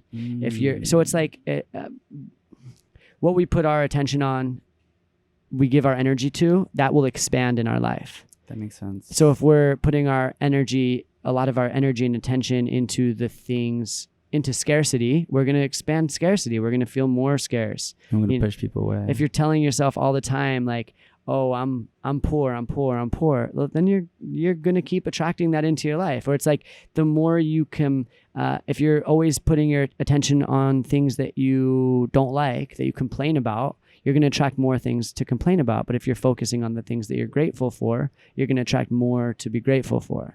Like our attention is like a miracle grow. It's fertilizer. Yeah, it's what you're like you said with the seeds, right? Like if you're planting a seed, you're giving that attention. And if you're giving certain flavorful fruits more attention, more soil, more fertilizer, then those are going to grow a lot bigger. And in essence, it's true when someone, for example, is insecure. They're coming from a place of scarcity where they don't think they're good enough. They don't have enough. So then people are not attracted to them because they're insecure. They don't have the confidence, especially when you're looking for a relationship and a partner. If someone is insecure, you're going to push them away. Yeah. And that's where we have to like shift that paradigm, and we have to do the work to be able to change our beliefs. That's once you change your beliefs, everything starts to change. Because if you believe that if you're worthy of something really special and great, you're going to automatically be able to tap into your fullest potential. If you believe in greatness, if you believe you have greatness within you, you're going to tap into that full potential, and then you're going to take action to support it. That's the missing piece that a lot of people think with like manifestation, is that they can just like think their way or feel, but there's some action that's required too. You have to take action that's in alignment with what you're believing. So if you believe that you're the best baseball player in the world, well, how's the best baseball player in the world practicing? Right. You're going to practice that way. or whatever that may be. It's not just baseball, anything in life, whatever you believe. If you believe in greatness, you're going to tap into the full potential. You're going to take the action. You're going to get good results. And then that wheel of momentum keeps going, because it's very easy to believe in yourself after you have a proven track record, after you have some success already. And now the opposite, if you don't believe that you're really good, if you think that like, oh yeah, I'm just average, then your potential, you're only going to be able to tap into like 60% of your potential. I'm just using that number. Numbers. Yeah. You're not going to take a lot of action. And that's actually going to be a defense mechanism. This is a huge one. A lot of people don't take action because it's a defense mechanism. Because if you take a lot of action, 100%, if you give your fullest effort, it is really vulnerable. Because if you fail, there's no fallback. Right. If you just try a little bit and you fail, it's saying, you can easily say like, well, I didn't try that hard. I didn't give it my full. That's why I didn't make it. Yeah. If I tried harder, I would have been, Right. I would have made the team or That's a whatever. great point. So it's really just a defense mechanism, not taking massive action. Yeah. And it comes down to a worthiness thing. And then you're going to get shitty results. And then it's how like the rich get richer, the poor get poorer. Not talking about financial, Right. but rich in life. Yeah, especially like, for example, within a relationship, if you're not putting all of yourself in there, it's because you're operating off fear, and you're not going to be. So it's obviously going to fail because you're just and you're having a fallback plan, so you're expecting it to fail. And if you're expecting it to fail, then it is going to fail. Yeah, kind of. 100%. I think a relationship is a huge one, and for me, I believe that if you're in a relationship, be all in. There's no halfway. Yeah. And if you're halfway in a relationship, probably you're halfway into every relationship into your life. And that's probably showing up in your career, showing up with your family, showing up with your friends, showing up with yourself. So be all in. Because again, we don't know how long we're going to live. Right. You don't want to get to the deathbed or the point of death or that moment and be like, fuck, I half-assed my whole life. Yeah. You want to give it all. Yeah. And if you fall and if you fail, you get up. Yeah. Fail. Another word thing. Fail means first attempt in learning or 50th attempt in learning. Right. It's just, there's no really fail. Right. And it's cool too to realize like that's a big, having a growth mindset is a powerful thing. Like if you have a growth versus fixed mindset, if you have a growth mindset, failing or struggling is beautiful because you know that that's something that helps you grow. So you don't avoid those challenging moments. If you have a fixed mindset, you always just want to look good. So you're only going to do things that you're good at. You want to really stay in the comfort zone, stay in the familiar. Right. But a growth mindset allows you to do something way beyond what you knew was capable. And realizing that fail is like just, it's a not yet. Not yet. Yeah. Is really powerful. Yeah. And what's its zone? Is it because I've heard of different zones, for example, like the flow state where you're just in this like not too much or not too little. You're in this like good flow. Mm-hmm. Or what zones is it like is it anxiety, not too much anxiety? I think the charts and stuff like that. Yeah, like arousal I think is the word they use yeah. because if you're not aroused enough, you're bored. Yeah. And like if you're bored, you're not gonna really be that successful. This is like a peak performance kind of thing. If there's too much arousal, then you're gonna experience it as like anxiety or fear. If you have this right balance of arousal and challenge, that's when you get into your flow state, which is usually like right at the edge of your comfort zone. Okay. It's a little bit in the unfamiliar. Yeah, I like what you said though about just giving it your all, because also too, when you're giving it your all, you're making the most of your time, right? So you're not wasting your time. You're living in the present because you're giving it 100%. So you're not focused on the past or the future. You're focused on the now and what you're doing and the situation.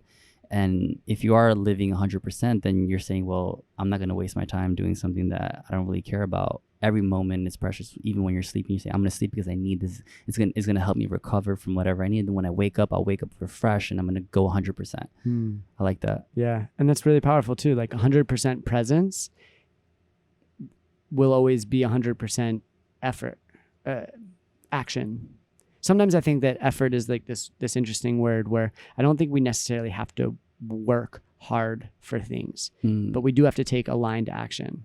So aligned action doesn't necessarily feel like a lot of hard work. It doesn't feel like this heaviness.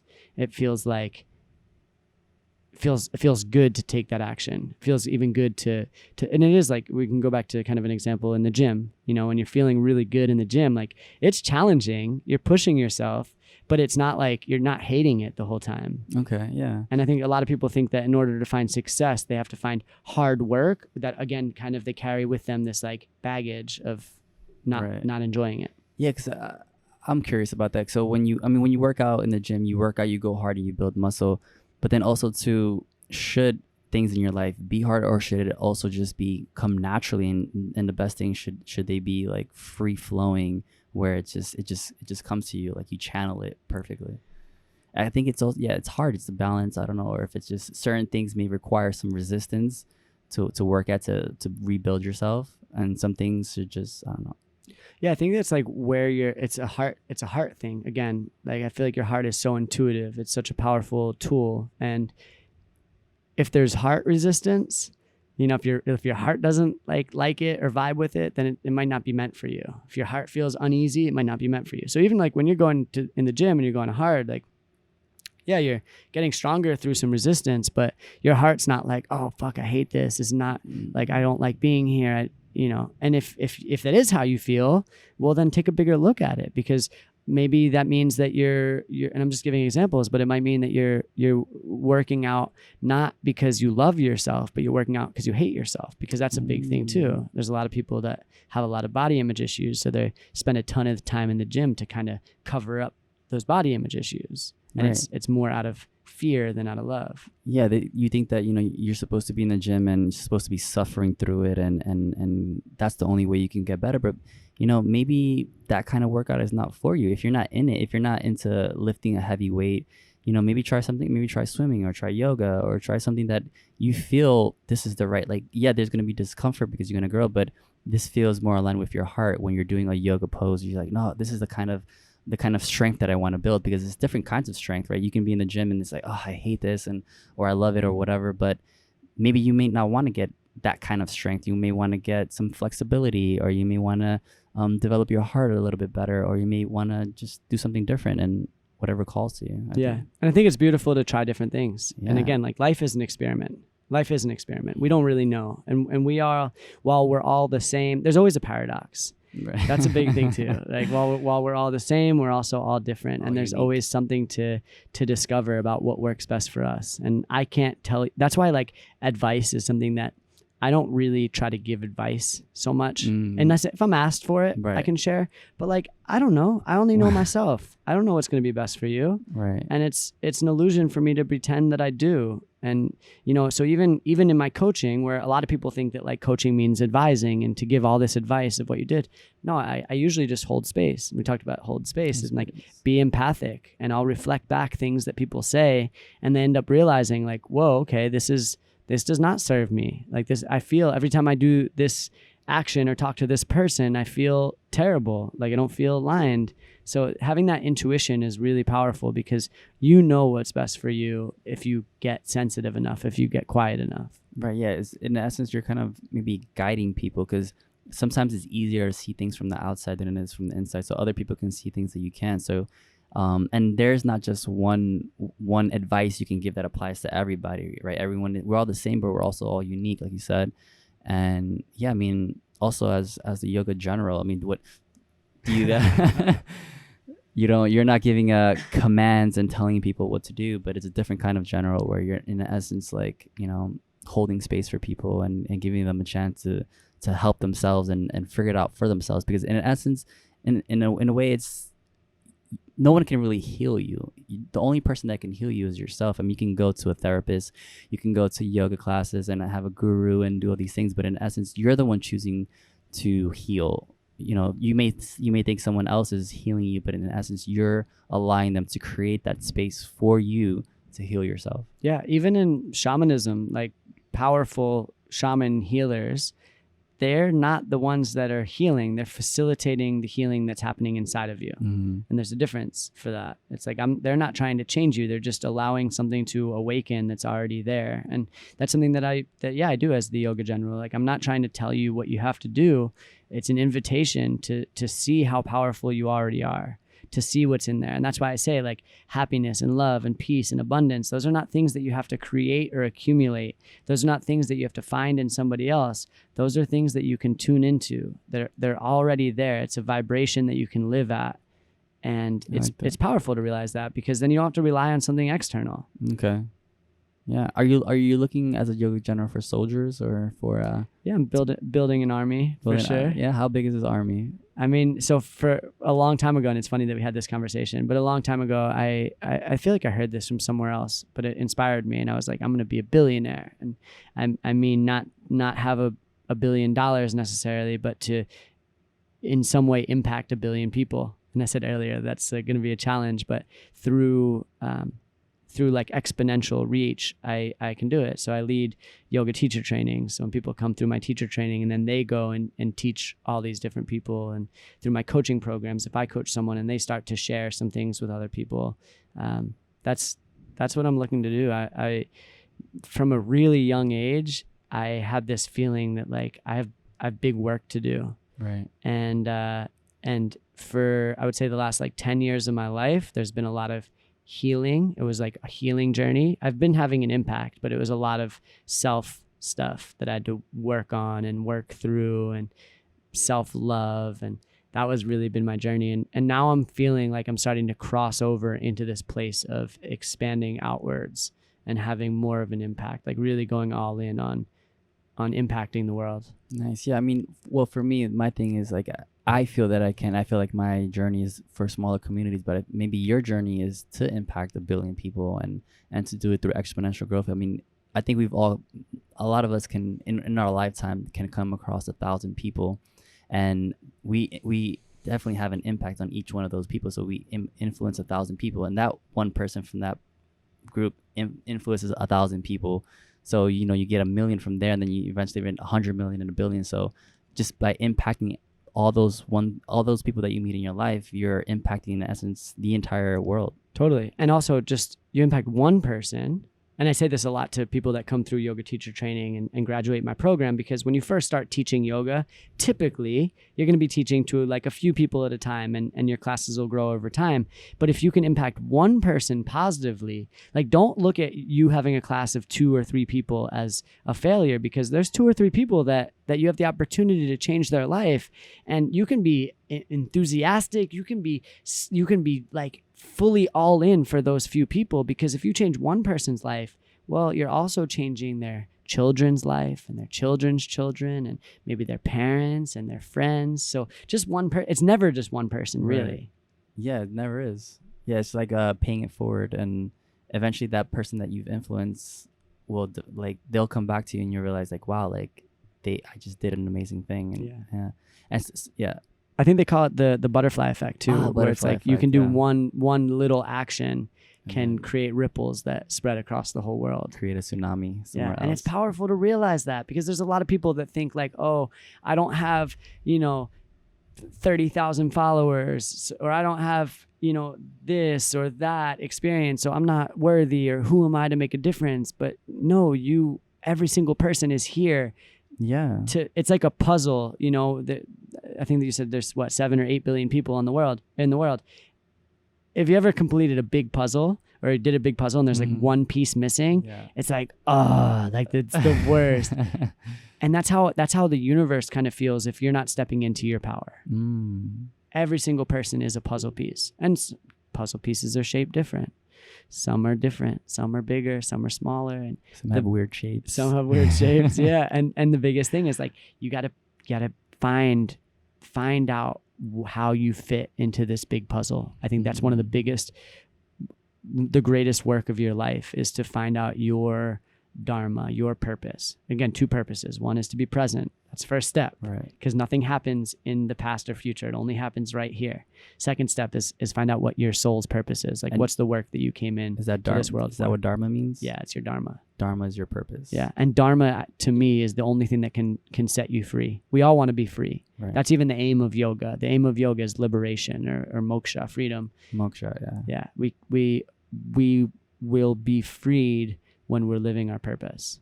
Nothing else can get us there. No amount of money, no like shape of our body or number on a scale, no amount of followers, Right. nothing except for living our purpose. Yeah, I definitely agree with that. I mean, people think that just because you have a certain amount of followers on social media that you're not this, or you're not that, you're not. But in essence, I would rather have maybe 100 dedicated people than even 1,000,000. If you have 100 or whatever amount, whatever is good for you, it's such a great feeling. We don't really need that much as human beings. We're not wired for 150 more.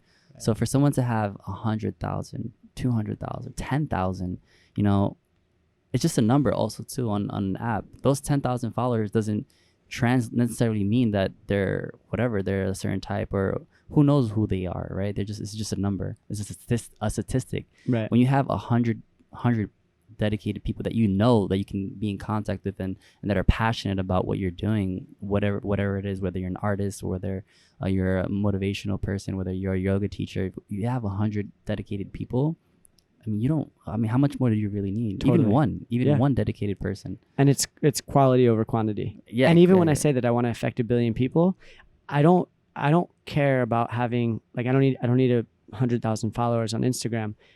For me, I want to work with leaders.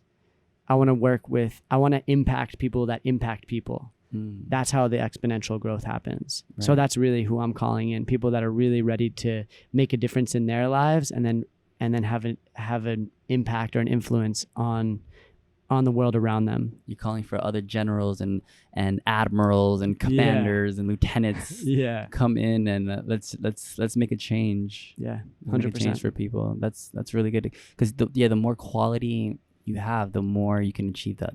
More exponential growth you have. If you're affecting people on like a smaller scale, it's nice, but you want to have a more deeper and meaningful, instead of something superficial. I'm also so tired of scratching the surface. Me too. Not that I hate. I mean, small talk is necessary, right? Small talk. Is it? I mean, is it? Maybe not. But sometimes it's like, oh, how's the weather? Or this and that. It's like, okay. And then, but I like deep conversation. Yeah, 100%. How do you start a deep conversation with someone? Do you just say, so what are you about? It's kind of weird, no? One of the questions I've been asking a lot since I've been to Tulum is like, and this will be the first, usually I'll and I guess it is kind of small talk where it's, where are you from? You know, what's your name? Where are you from? Cool. Like, I want to get that little bit of connection going. And then a question I've been asking a lot is, what's your magic that you're bringing to the world? What's your magic? Mexico. Yeah. Okay. Yeah. Just what's your magic? What's the magic that you're bringing to the world? How did someone respond to that? What's been the latest response to what's your magic? I'm an intuitive healer. I do Reiki. That could be a response. Nice. Yeah. Whatever your magic is. To me, it's like, what's your passion? What's your, like I said before, what brings a smile to your face? What are you happy doing? What's your purpose in life? Like, to me, that's like, I love seeing passionate people working on if you're passionate about penguins, I'm like, oh, that's like, if you have penguins all over your room, and in essence, it may look crazy, but I love that. I love people who just go all in, right? It's about going all in, giving it 100%. And if you're passionate about something, you love something so much where you have penguins all over your room, or you're doing something and it may seem like you're a strange person, I love that you're creating more of a uniqueness. We need more people that are embracing their weird and their wild. We need more. And the game changers in life are the ones that are going all in on penguins or whatever it may be, you know, like free climbing, right? Like free solo. Yeah, free solo. Or I met the other day, this girl, she's an ultra marathoner, 500 kilometers in one race. Not for me, but beautiful. Right. The commitment that takes, and the lessons that those people have. That's why podcasts are so cool, because you get to hear about these lessons that people have from their own experience, and it can be really, really inspiring. Yeah, and this is what this podcast is about. It's Sonder. It's this word that every person, that you're your own person, right? Then you have this circle of close friends and family. Then you have this other circle, and then it goes much wider, where you see people that you never are going to talk to in your life. You're never going to be there, the extras in your life. But even that extra that you never get to talk to, but you see that's in the background of your life, has a unique experience, and they have their own sonderness, and then they have their own close circle, and every person has their own unique experience. Some may seem more unique than others because we've given 100%. We've followed our passions, and it seems like their fire is much brighter. But that's because they're doing exactly what we're talking about right now. Yeah. They're giving 100%, and they're more enthusiastic. And the rebellious act to not fit in, to not conform. Yeah. And to just do what you feel is natural to you, what's free flowing. It's what I love about being in Tulum, meeting so many people that are doing things unconventionally. Right. Even people that have 9 to 5 and work for corporations, but the fact that they decided like, I'm gonna work from Tulum, and it's like, wow, yeah, we need more people to do these things, and hopefully while they're at it, they're finding ways to give back, because I do believe this land needs it, and the people here, because there is a little bit of exploitation of not just Tulum, but beautiful places in general. Right. There's a little bit of exploitation where it's kind of using the land and using the space. So I feel that happens with like beautiful places eventually. Like once, even now with social media, that's why Tulum probably grew so much. Yeah. But it's because, I mean, once we discover a beautiful place, everyone wants to go there. Yeah. Right. And then it becomes like, this tourist place where everyone is there. And it's like, in a way, you want everyone to experience it, but you also want to keep it sustainable, keep it more. Yeah, it's hard. It's a hard balance. Like how do you do it? Right. I mean, and we definitely need more sustainable developments, and it's cool to see some of the places here that are. I don't know if you've been to Khan in Tulum. I think it's like the most sustainable. It's on the new road that just opened towards the beach. Okay, so it's in the jungle. Why is it sustainable? They're just the way they do things. So like they have a water treatment and filtration system so that you can drink the water and not need a ton of plastic jugs. Okay. They have solar panels. Just the way the architecture is, it's like doesn't need as much power to keep it cool or warm or whatever. Nice. They only serve vegetarian and vegan foods. They're not contributing to global warming, all these things. So it's cool to see and to hear that there's some things being done. And it's a balance. It's hard, man. Like there's part of me that's like, yeah, Tulum would be a great place to invest and create something. But then I'm living in the jungle and seeing these, just the jungle being torn down to put more condos in. And it's like, I don't know if this is what we need. Yeah. And then is the infrastructure, there's the waste management and the water that are going to be there if we keep building all these things on this land where there is really no underground method because of the cenote is running underneath. Right. We need to figure out a more sustainable way to live. And it's not just in Tulum, it's everywhere. It's in our world, like, are you drinking with a plastic water bottle, or do you have some kind of sustainable source? Right. Are you using those one-use plastics? Are you getting if you're eating meat, are you getting it from like a regenerative farm?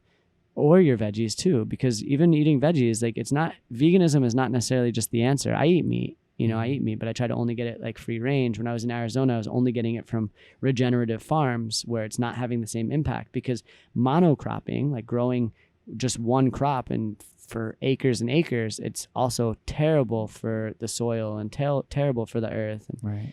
We just need to kind of change the way and go back to the way our ancestor did it thousands of years ago. It's hard because thousands of years ago there wasn't even like 100 million people on the planet, right? It was a lot less people. And not to say that I don't know if I necessarily believe in overpopulation, but it's just a mismanagement of resources, because we have the ability to create abundance and to feed everyone in the world. It's just that we are creating scarcity where we limit certain things, certain types of food or resources to drive the prices up, to create more profit.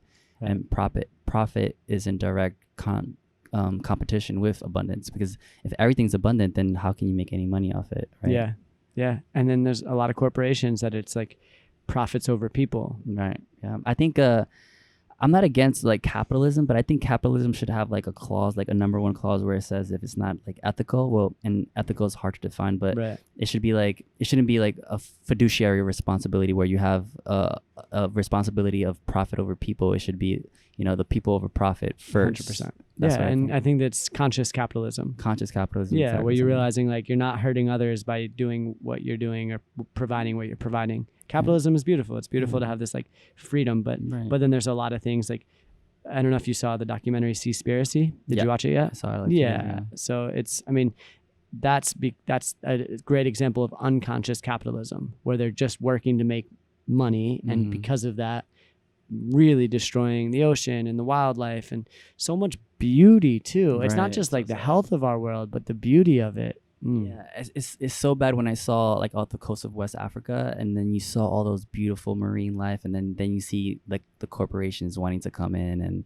and start like fishing there and taking away from the local fishermen and stuff like that. And it's just like, that's exactly what I'm saying, how beautiful places we come in and we just destroy everything. And it's just, I don't know, we need a consciousness shift. We need to do something about how we vote for our dollars and how we give power to these corporations. Yeah. And you talked a little bit about like having more of a small community. And I think everything, if it's done on a more local, smaller scale, it tends to be way more sustainable. Right. Yeah. I mean, we used to do everything which used to be like foreign. Oh, it's foreign, it's imported. That's so nice to be imported. Now it's all about like, hey, let's shop locally, let's support local businesses, local farms, and if we have local pockets, we don't depend on these globalization of things. Which globalization is good because you can have certain products and where you're not able to make it yourself. Right. But when it's destroying everything, it's just super sad. Yeah. Yeah. All right. Well, I think we're good. I think we've we touched a lot of bases. It's beautiful. Yeah. So do you want to also tell people again where they can follow you, and what are your future plans, or what do you want to do, and what kind of events and spaces you hold? Yeah. So follow me on Instagram, The Yoga General, and my website is theyogageneral.com. Great way to stay in touch and see what I'm up to.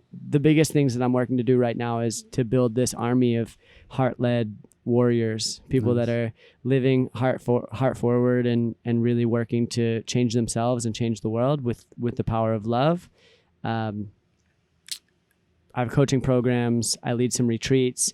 I've led like 12 national and international retreats that have been really powerful, but I'm actually really excited as I'm building this next one, because I'm changing the program a little bit, where instead of it just being like a week-long retreat and then you go home, it's going to be a week retreat with a 3-month container, like a group coaching program afterwards. So you can really integrate the things that you learn. And integration is a really valuable thing. And here in Tulum, I'm teaching classes at Holistika and Ikal. I do human connection experiences, breath work. And yeah, just really here to help people realize that there's a different way to live life, a different way than they've been told. Yeah. And you're doing a lot. That's awesome. That's good. Yeah. That's great. Yeah. Well, thanks for being on my podcast. Thank you for listening, if you're still here listening. And yeah, I guess we're out. We're good. Beautiful. Yeah. Thank you so much again. Thank you, brother. I say namaste. Namaste. Namaste. What does namaste mean? Namaste means like the light in me, or the spirit in me, realizes that you too are our spirit. You too are a soul. Nice. All right. Awesome. Thank you so much. All right. Cool.